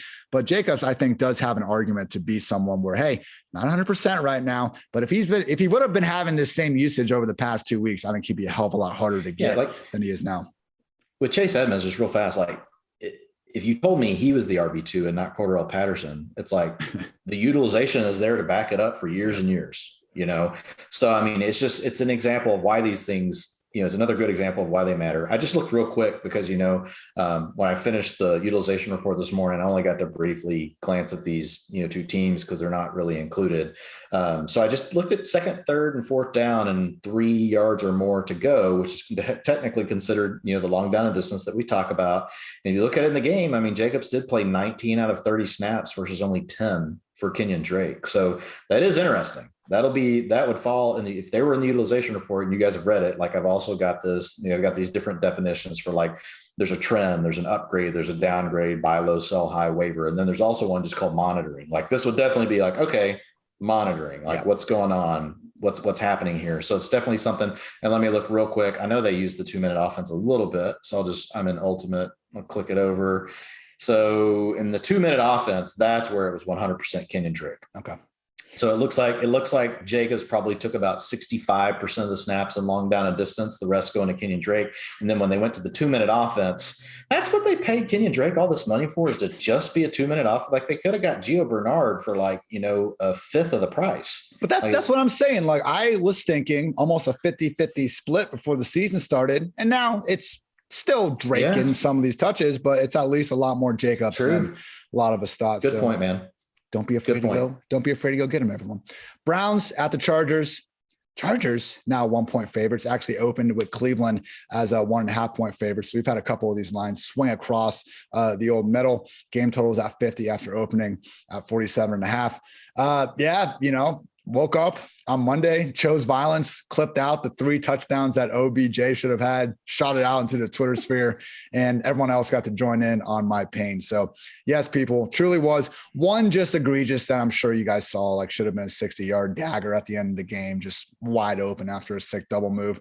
Also had what could have been a 50-yard touchdown if Baker made a nice throw, and another 3 or 4-yard touchdown on the goal line where OBJ just had a sick whip route, turned it up, got some separation. Baker threw the ball into the first row of the stands. So going back to the well with OBJ, I know it hurts. Maybe it'll be tilting again. I do believe that Baker, who was very good the first 3 weeks of the year, won't be as bad as he was in week 4 again moving forward. Let's talk about these running backs, because the old eye test watching these this year, last year, I thought there was a pretty big difference between Nick Chubb being better than Kareem Hunt. I thought Nick Chubb last year had best running back alive with the ball in his hands, pretty much sewn up. I know he wasn't getting Kamara's targets and stuff like that, but just in terms of who was the scariest running back with the ball last year, it was Chubb or Derrick Henry. Kareem Hunt's been better by just about any stat this year. PFF rushing grade, Hunt's 7th, Chubb's 11th. Missed tackles force per carry, Hunt's 2nd, Chubb's 6th. Yards per carry, Hunt's 5th, Chubb's 8th. Yards after contact per carry, Hunt's 2nd, Chubb's 5th. Hunt is the PPR RB8, Chubb is the RB11. Who's getting the targets if they are thrown to the running backs? It's Hunt. The carries really aren't that different.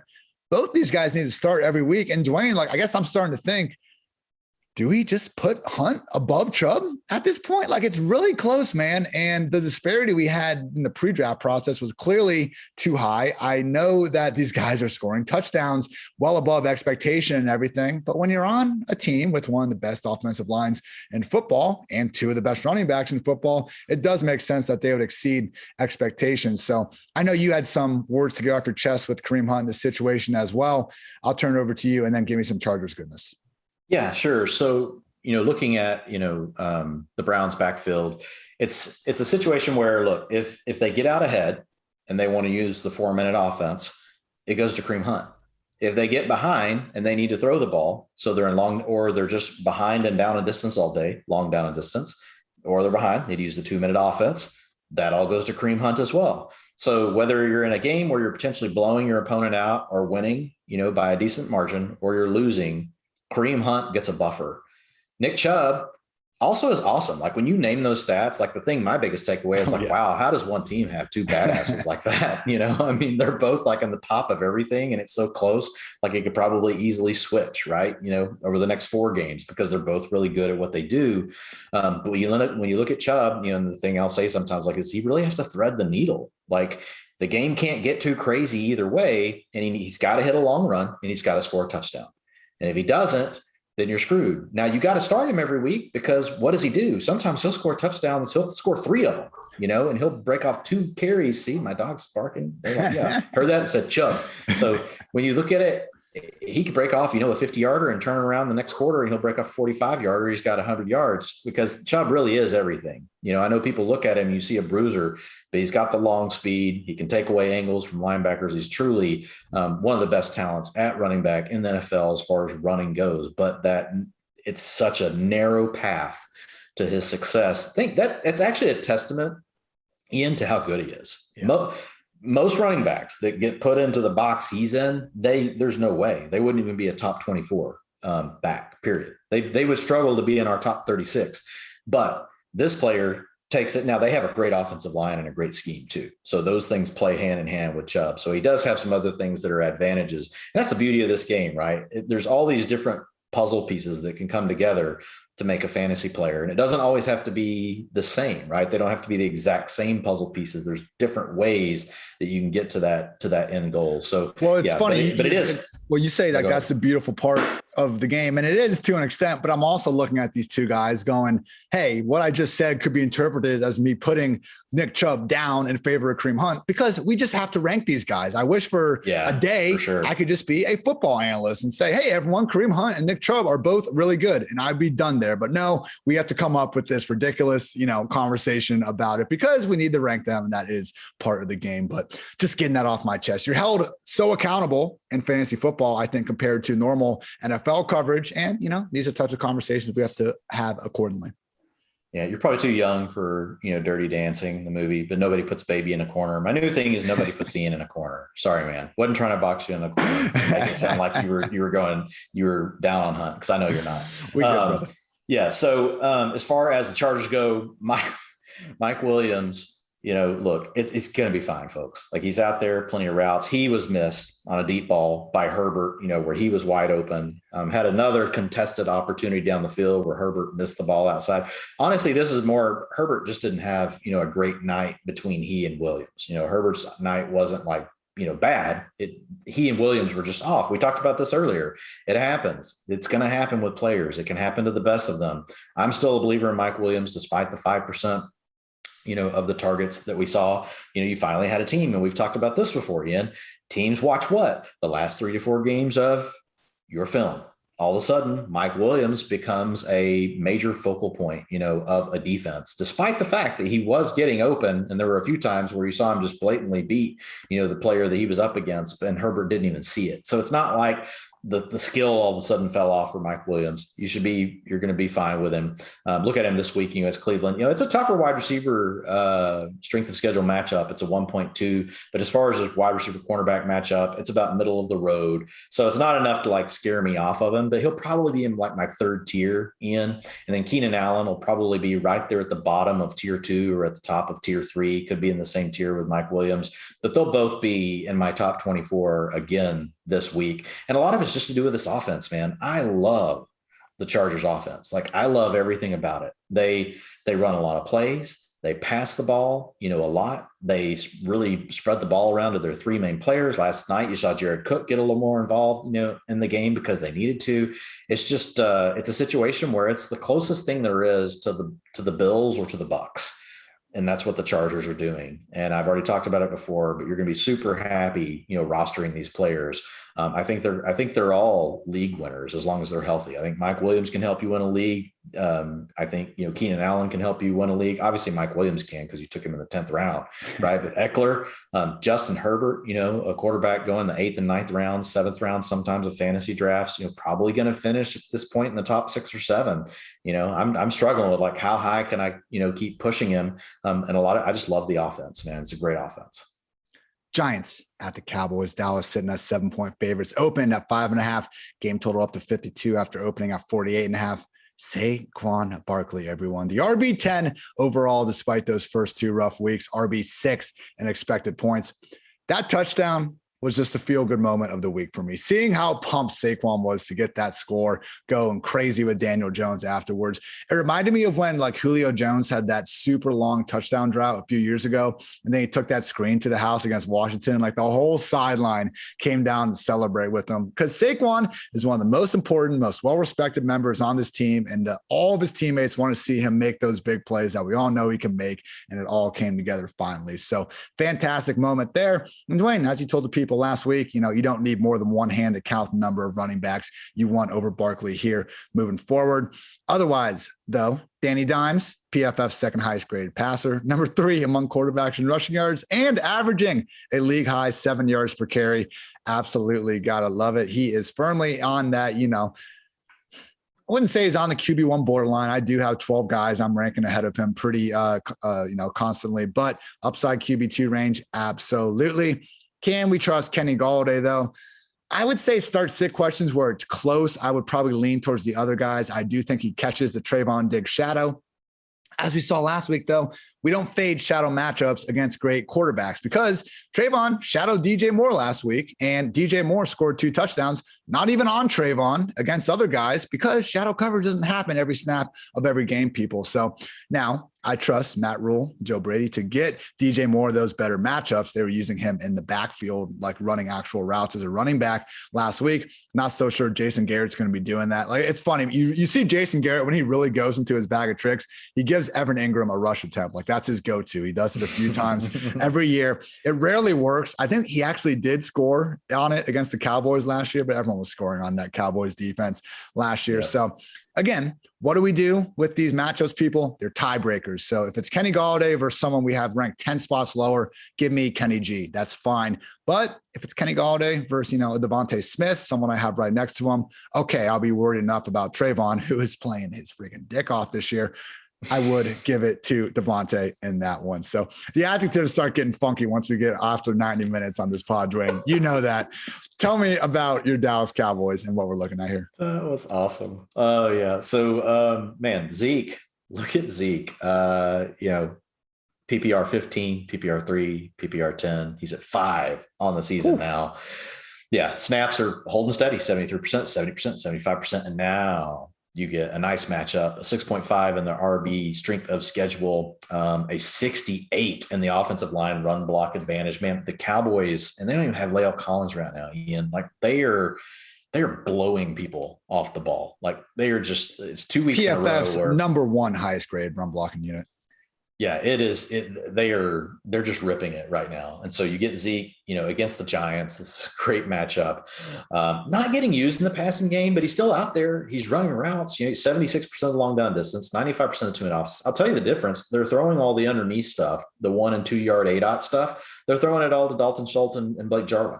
And so they're not giving as much of that to the backs, and that's Zeke or to Pollard, right now. So that's the kind of thing that could switch in at any moment. Look, guys, I like Dalton Schultz, but I watch the Cowboys every single week. I watch every snap. Dalton Schultz is a dude. He's just a dude.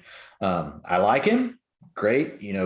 But he's not like somebody you're drawing up a bunch of plays to get him the ball. What's happening is you've got a banged up receiver core. People know Amari's hurt. CeeDee Lamb is still a young player, so they're trying to take him away with coverage. And Dak is basically saying, okay, I don't have to force it. We're ahead. Dalton Schultz. One more time. Dalton Schultz. That's what's happening. Now, I will say Schultz has done well enough to separate himself from Blake Jarwin. So he did jump up in snaps this last week, which is the thing. When I look at utilization, the week before I was like, 60%, put a little on him, but let's see what happens. He jumped to 79% this last week. So he's in a great spot. And his targets per route run were actually really good at 30% and 33% the last 2 weeks. But it has been more, not because they're designing a bunch of stuff for Dalton Schultz. It's because of the way that the defenses are playing the Cowboys right now and the way the game scripts are working out. The other thing I'll say, so back to Zeke, I don't know why I kind of went there. I got Zeke in my top 8 this week. This is a great matchup all the way around. 52 points, 7-point favorites, implied points of 29.50. Sorry if those are slightly different than Ian's. I pulled mine like a couple minutes before the show. So if anything's changed, they'll be a little bit off. Zeke looks good. And then I got CeeDee Lamb. He's still going to he'll be in my top 12, this week, Ian, he was out there plenty. Again, good players can have bad games. Like it happens, so it happened with Lamb, but you're going to have, it's not a great matchup this week, but you've got the big implied points. You got the big total. I'll have Amari Cooper inside my top 20. Amari's playing banged up right now. Like he's got a hamstring issue. He's got a rib issue. And Amari's, just one of these guys that, with the routes and the way he plays the game, he takes a lot of these hits. So we can see him kind of disappear for 2 and 3 weeks at a time. And so we could still be dealing with that. So I don't want to be quite as bullish on Amari. And then the last thing is the Cowboys have shown us when they're leading games, they don't want to just throw the ball all the time. They're not the Chargers. They're not the Bucs. They're not the Bills. So whenever the Cowboys, are leading, you look at them, they're the 9th in the league in run rate. When they're in a close game within 3 points, they are 6th in run rate. Only when they trail does the run rate drop, and they drop to 31st. So they're more of a traditional team. Trailing, we'll throw it all the time. Trail, they're number 2 in the league in pass rate. But in close game scripts, 27th in the league out of 32 in pass, 24th in the league when leading, throwing the ball. So they found balance. And a lot of that is the way the defenses don't want to give up the big plays. They know they've got these receiving options, and the Cowboys are good enough to say, fine, we will run the ball, or we will check the ball down underneath. And so that's what's going on. And that's why we're not seeing the 300 and 400 yard passing days from Dak. And I think it's going to be, we're not going to get those all the time. It's going to be a matter of how does the game work out. And the good thing, if you're a Cowboys fan, if you're a football fan, is that you're kind of equipped to go whichever way you need to. For fantasy fans, that's going to be a little frustrating from time to time, because you're going to have weeks where Zeke's going to be the odd player out. You're going to have weeks where it'll be Lamb or it'll be Cooper. Probably not going to have these every week all the time where, just start everybody on the Cowboys and they're all going to score, 20 to 30 points. They're still a really good offense, but the way game scripts work out can really impact their fantasy production. Yeah, we just know Cooper will probably catch that James Bradbury shadow. Really went Bradbury's way last year. I think he's one of the more underrated matchup, one-on-one corners in the NFL. And with Coop not being at 100%, certainly agree that CD should be fired up ahead of him. Dwain, I know you update rest of season rankings a good amount. Where do you have Dak the rest of the season? Yeah, I've got him at low end QB1 now. So I've moved him down. Jalen Hurts has moved above him. I've got Herbert above Dak. It's not to say he's terrible, but I mean, I've got him down around QB10, QB9. And it's all because of what I just talked about. How far away is Carr? How far away is Carr from? I've got Carr. I got to scroll down. I think I've got Carr at 12 or 13. Okay. So I've got Carr a couple spots behind him. It's hard for Dak to consistently, he's thrown 7 touchdowns on 48 attempts over the last 2 weeks. It's hard to do. He's a great quarterback. He'll be able to do it sometimes. It's hard to do. You're going to get your shootout weeks where it'll be great, and Dak will be the QB1 of the week, but you need the shootout now. And playing against the Giants, I don't know that that's this week. It's a good matchup, but I think this is a game where, man, they could easily come out and, go almost a 50-50 split between pass and running the ball and win this game. 49ers at the Cardinals. Arizona all the way up to 5.5-point favorites, open with San Fran as a slight 1-point fave. Maybe that must. Yeah, that one was wild. Yeah, I don't know what was going on there. Game total is at 50 after opening at 46.5. We talked about Trey Lance a lot on our waiver wire pod, so I invite you guys to go get that. I mean, it's like the first thing I think we talked about with quarterbacks. So I do think he's right there. Not in the top 12. We talked about it. We will give Darnold the nod. So as sexy as it would be, I could get my PFF quote graphic. Trey Lance is a QB1 this week. Nope. He's a high-end QB too. So live with it. Social media guy. Sorry. If you want to bump him, a couple spots down from QB 13, I think that's fine. I would try to avoid the running back room for this week, similar to exactly our rationale for wanting to fade Henderson and Sony Michel last week. Anticipating Elijah Mitchell being back. We'll see, not a given, but from the shoulder injury. And from there, are we getting the Elijah Mitchell that was the every down player in weeks 1 and 2? Or are we getting someone that is still playing through a shoulder injury, a little bit banged up? We see them lean on Trey Sermon a little bit as well. And this week, maybe Kyle Juszczyk keeps taking the long down and distance. With Trey Sermon over these past 2 weeks, it's been a best case scenario for him, and he's returned RB3 value. So if Mitchell's out again, Sermon, upside RB3. Maybe if you want to throw him on that RB2 borderline, I won't call you a coward or anything like that, but we're just not feeling that great about it right now. And other than that, Dwayne, we love Kittle every week, of course, and we love Deebo Samuel, wide receivers with a 30% plus target share. Devontae Adams, Brandon Cooks, Cooper Kupp, DJ Moore, Deebo Samuel, DK Metcalf, Terry McLaurin, and Tyreek Hill. Can't start Ayuk. And if you're in a deeper, if you're in a more shallow league, I should say, he is on the cut list. Like, what more do we need? It's been 4 weeks now in this season. We saw him get out of the doghouse in week 3 and have an okay game. And then he just went right back down in week 4, not because they hate him, but because Deebo Samuel is the number 1 wide receiver in one of the league's most run heavy offenses. So I'm not saying Ayuk won't have some good weeks. I still think he's a great player, but when we envisioned him as the upside wide receiver 2 that a lot of people were drafting him for, it was in the idea that he was going to be the number 1 pass game option in this offense. Now it's like best case, he's going to be 3 on any given week. It's not even like a 1A, 1B thing with him and Deebo. Deebo is the number 1 receiver. Kittle's the number 2 in the pass game. Maybe he can be number 1, during any given week. It's Deebo and Kittle drop off Brandon Ayuk and the rest of those guys. So it sucks. I'm sorry you spent that 5th round pick on the guy. Don't let yesterday's missed draft pick influence tomorrow's start sit decision.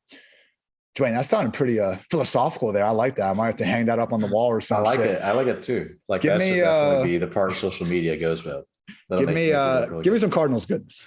Yeah, so we hit on Chase Edmonds earlier, but look, another great matchup. I've got him at RB13 this week. It's to your point. Look, he's number 2 in the league as far as target shares for running back. There's only one back ahead of him. So he's sitting at 18% in an offense that plays really well. His boom is coming. Like he's going to have, it wouldn't surprise me, Ian, and here's the beauty of a guy like Edmonds is the matchup thing doesn't even matter.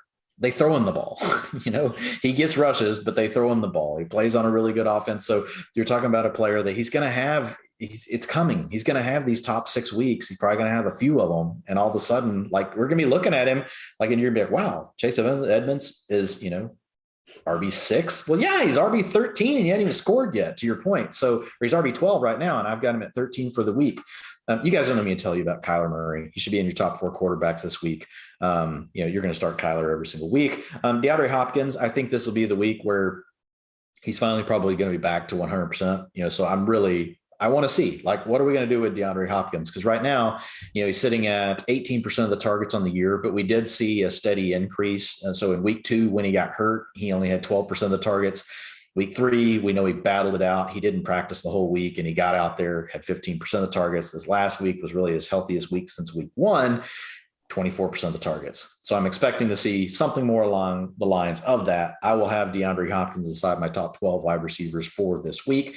AJ Green, Christian Kirk, Rondell Moore. We've talked about all of them on the Sunday pod. I'll just quickly say, I like them. I can't tell you which one's going to go off, Ian. I still like Christian Kirk the most because I think he has the most big boom upside. Rondell Moore would if he was playing, more of the snaps. But when I look at Kirk and AJ Green, who are the 2 that are closer, right, in their role and how many targets and stuff that they get, even though AJ is slightly ahead.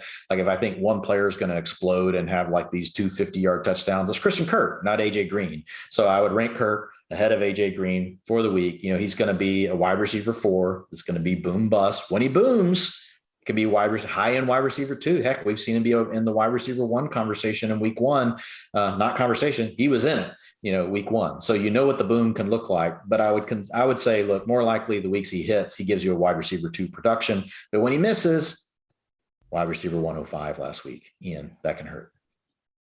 Are we ready to crown Max Williams yet? We talked about this in the game No, Preview. he's just not there, man. 60% of the routes, 56% of the routes, 49% of the routes. Now, targets per route run, 28, 14, and 25. So he's getting part of the equation, but that 60, 56, and 49 is still too low to really trust. I like him, but I think it's just going to be a bit of a roller coaster. I think for DFS purposes, like where you're just throwing a dart, at a player, I like Max Williams better in that format than I do in a season long, unless you're, in a really deep league, where it's like everything's gone. You're like, I just had to have something. I mean, I guess Max Williams could do that. And I will say, I was pulling up his snaps as I said that because they were really good the first 3 weeks. He was at 75% plus pretty much every time. Those were his routes, not his snaps. Sorry. Well, but he took a nice little fall off last week, despite having the 5 targets and a touchdown. So I did not see the behind the scene usage. As we know, context matters. My apologies, everyone. I wasn't doubting you, Dwain. Ian. just here to ask some questions. We are not in on Max Williams. Sunday Night Football. We got the Bills at the Chiefs. KC 3-point faves after opening at 4.5. Game totals up to 56.5 after opening at 54.5.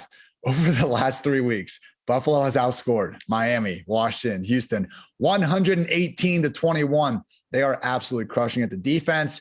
Similar to, I think, the Panthers, even if they're not this juggernaut that they look like on paper because of the schedule they faced. Certainly a unit that has gotten a lot better. And I think you'd be hard pressed to rank, 10 groups ahead of them for the rest of the year.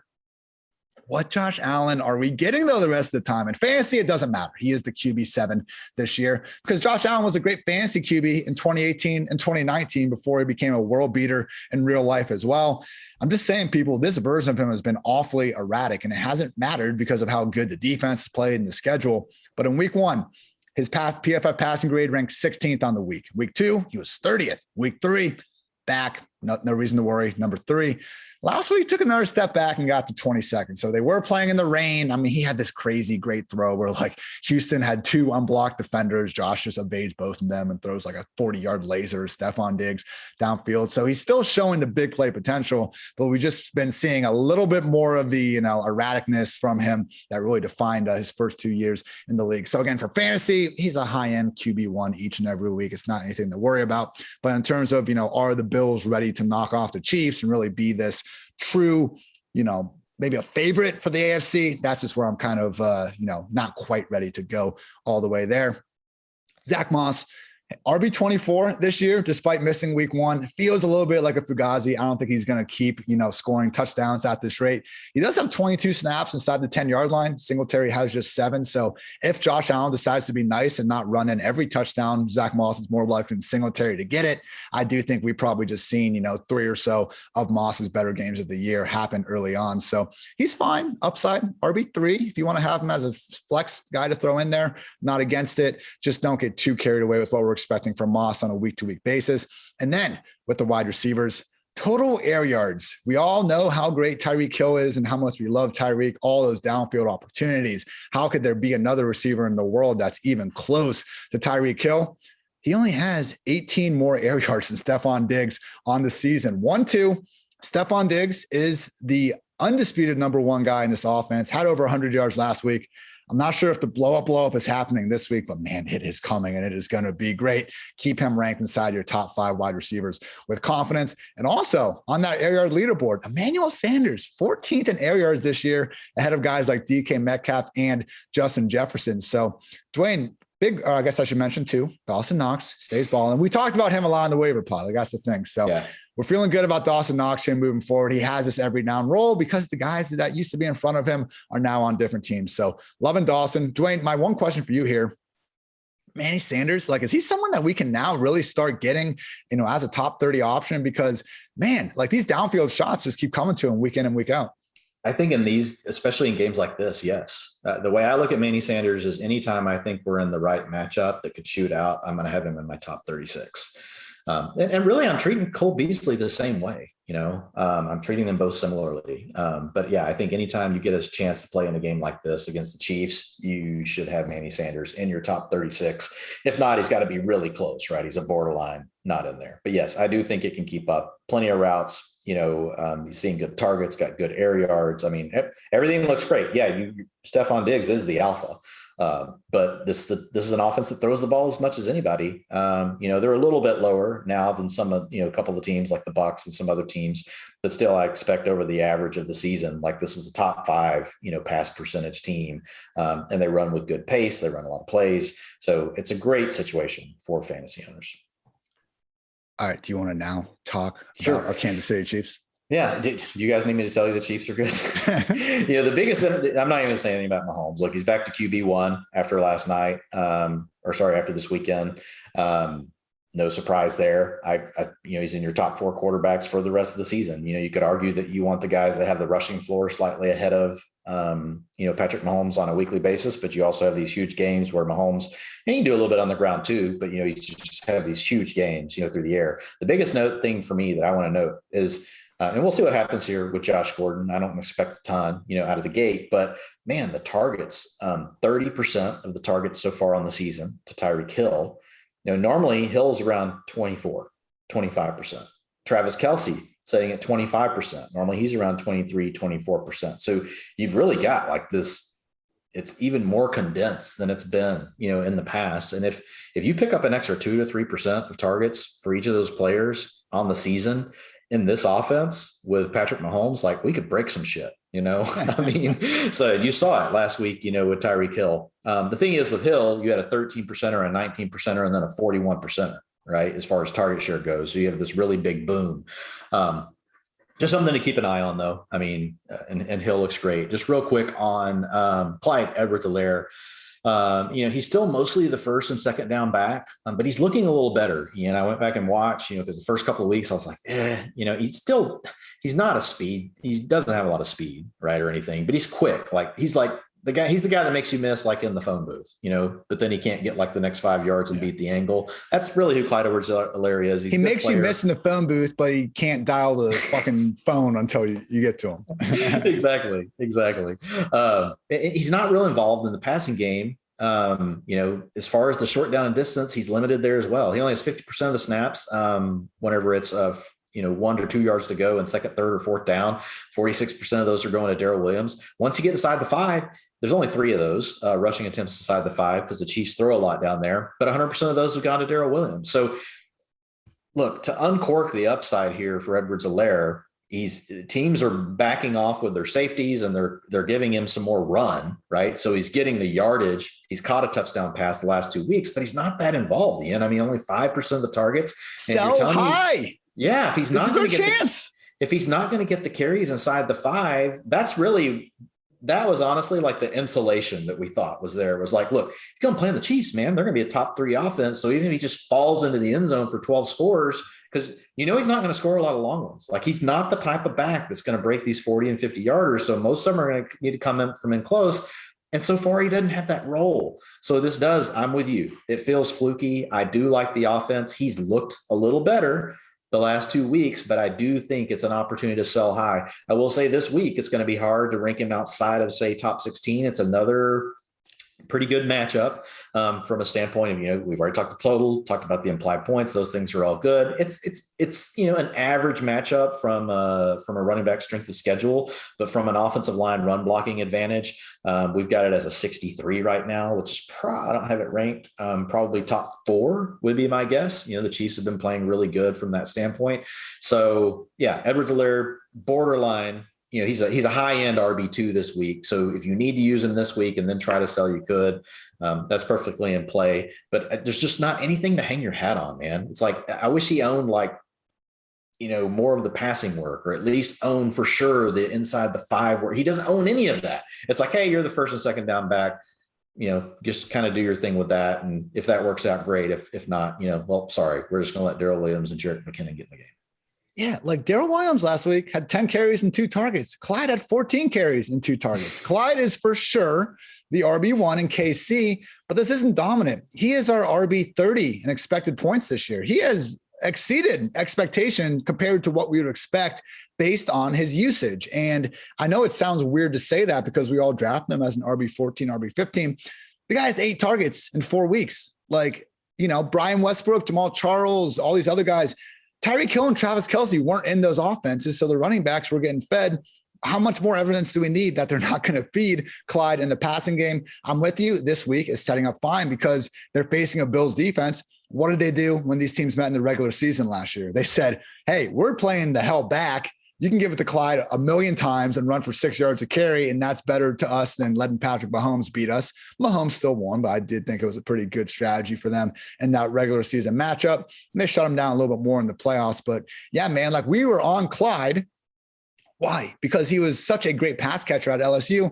When the passes aren't coming, yeah, man, I think selling high on Clyde is a great idea because he's not even, you're right, he's not even holding off Darrell Williams in the most important situations. Go sell Clyde Edwards-Helaire. Maybe after this week, that's fine, but do it soon, people, please. As a personal favor to me, go find your least favorite person in your league and trade them Clyde Edwards-Helaire.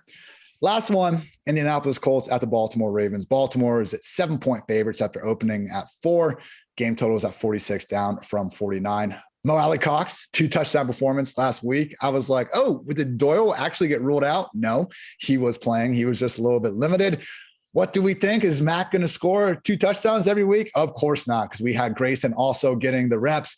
This is what happens in Indy. It happened with Phillip Rivers there, happened in previous years when Jacoby was there and even Andrew Luck. Like they use multiple tight ends all the damn time. They have quarterbacks that are good at throwing to the tight end. So we see the touchdowns. In the second, we try to think we have, this is like 3 Mike Gesicki's in this offense, Dwayne. Like we can never feel good about, they're all worse than Mike Gesicki, but we can never feel good about their usage week to week. There'll be some touchdowns, but again, don't go trying to chase them. Love Mo Alley-Cox. Again, biggest player in the world. Don't believe everything you see on the internet. Just don't trust him as a legit tight end 1, even though he was for a week. Michael Pittman is the only guy we can trust in this passing game. Targets on the year. He had 4 in week 1 and then 12, and 8. Gotta love it. Ravens secondary is not what it used to be. If you match up against Marlon Humphreys, that's gonna be a tough day at the office, but he does not shadow with no Peters, no Jimmy Smith, all in on Michael Pittman. And by all in, I mean, he's a solid wide receiver 3.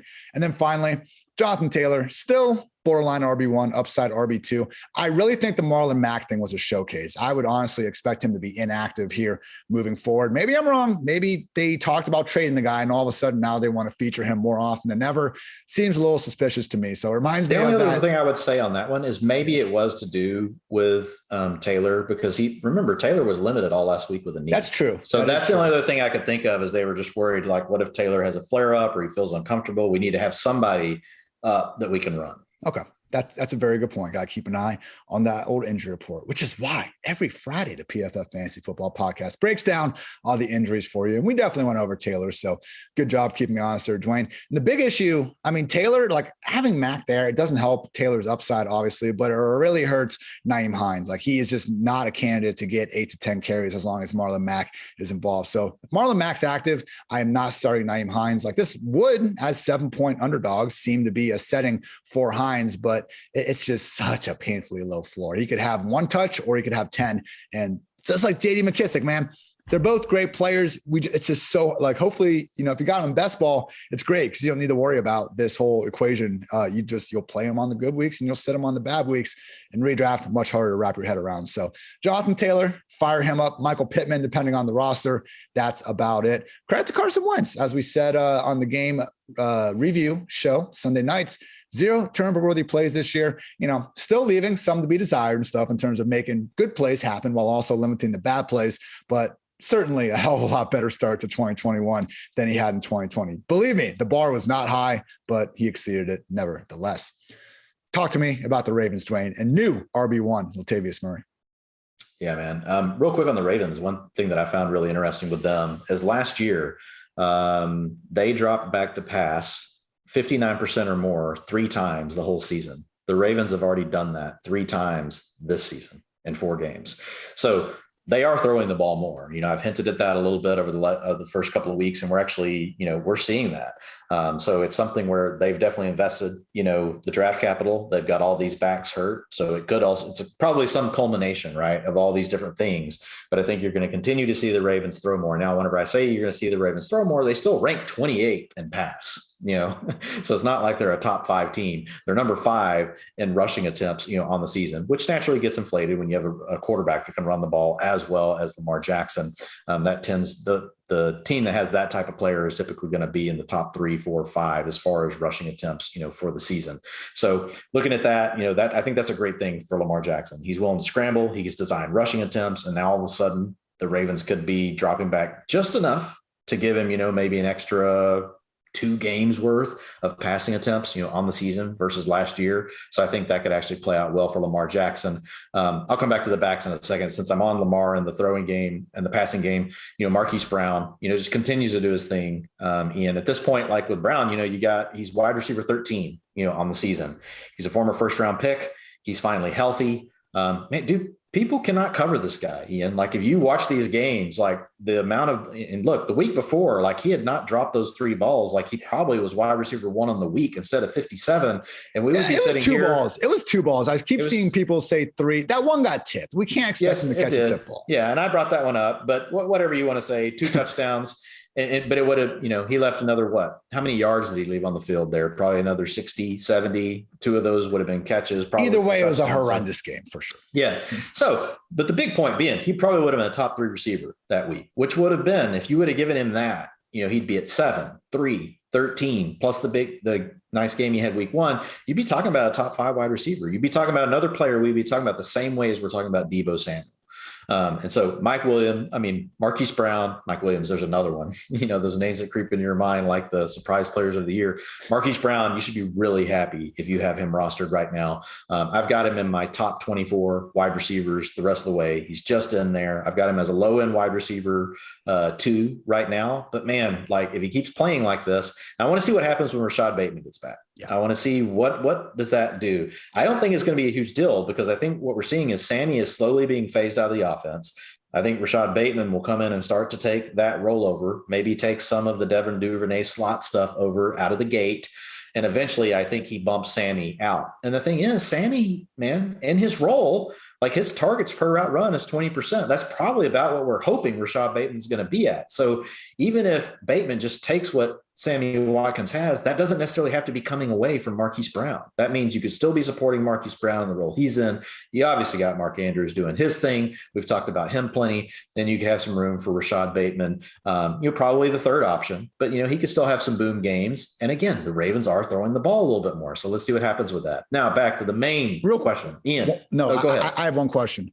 Sure. How come everyone just acts like Miles Boykin doesn't exist anymore? He's on the same return timeline as Bateman. Like, this is why I haven't been high on Bateman. The Matt Harmons of the world and everyone who really knows wide receivers, they're all in on Bateman. And I respect that. It's fair to be high on him as a prospect. Dynasty, if you want to go after him, like, absolutely. This is the league's most run first offense that is going to usually go through Mark Andrews first. And now you're just assuming that Bateman, who has not played a snap yet, is going to leap Hollywood, Watkins, and Boykin and Duvernay and just be the number 1 wide receiver like right away. I don't think so, Dwain. And again, if you can get him on the IR, if you can get him on the IR as a bench stash, that's fine. But that's why the whole people ranking Boykin like inside their top 40 receivers to start the year. I just never saw his path. Yeah. Yeah, no, but here's the thing. Like, I'm fine. I'm putting him over Boykin because I've seen Boykin, right? So I'm putting him over Duvernay because I've seen Duvernay in his role. But the Ravens, and that's what matters. Like, that's what I'm trying to say. Right. It is the Ravens, but they are throwing the ball more. They do have more explosive plays. But to your point, it's not going to be an offense. It's not like it's not going to be like the Cardinals, right? It's not going to suddenly turn. It's morphing, but it's more like this micro evolution. It's not this macro evolution, right, of the offense where it's totally changing. So, yeah, I'm with you, but I do think Bateman will be the third option probably on this team come, I don't know, next 3 to 4 weeks. Yeah. And I do think it's worth stashing him on your roster. I agree with you. I when I see the stuff out there, especially all the, Marquise Brown, just wait, Rashad Bateman's coming. I'm like, have you guys watched Marquise Brown playing? Oh, by the way, he does things that almost no other receiver in the league can do, right? Bateman came out and ran a good pro day, but if you watch the 2 players, there's a difference, right? With who's going to burn you deep, who can beat a backside safety, all that kind of stuff. Like when we talk about Tyreek Hill, Marquise Brown, Henry Ruggs, like there's only so many players that can do some of these things that we're talking about. And, Hollywood Brown is one of those. Now there's always going to be the door that can open if Hollywood Brown gets hurt, right? We know that there's that chance with him. Sure. So as far as the backfield goes, we did talk about it on Sunday night, so I won't belabor it too much. But yes, we do have a situation now where Latavius Murray really is. He's the RB1. His rushing attempts have gone from 21% to 41% to 62%. His short down and distance snaps, he owns all of them, 100% each of the last 2 weeks.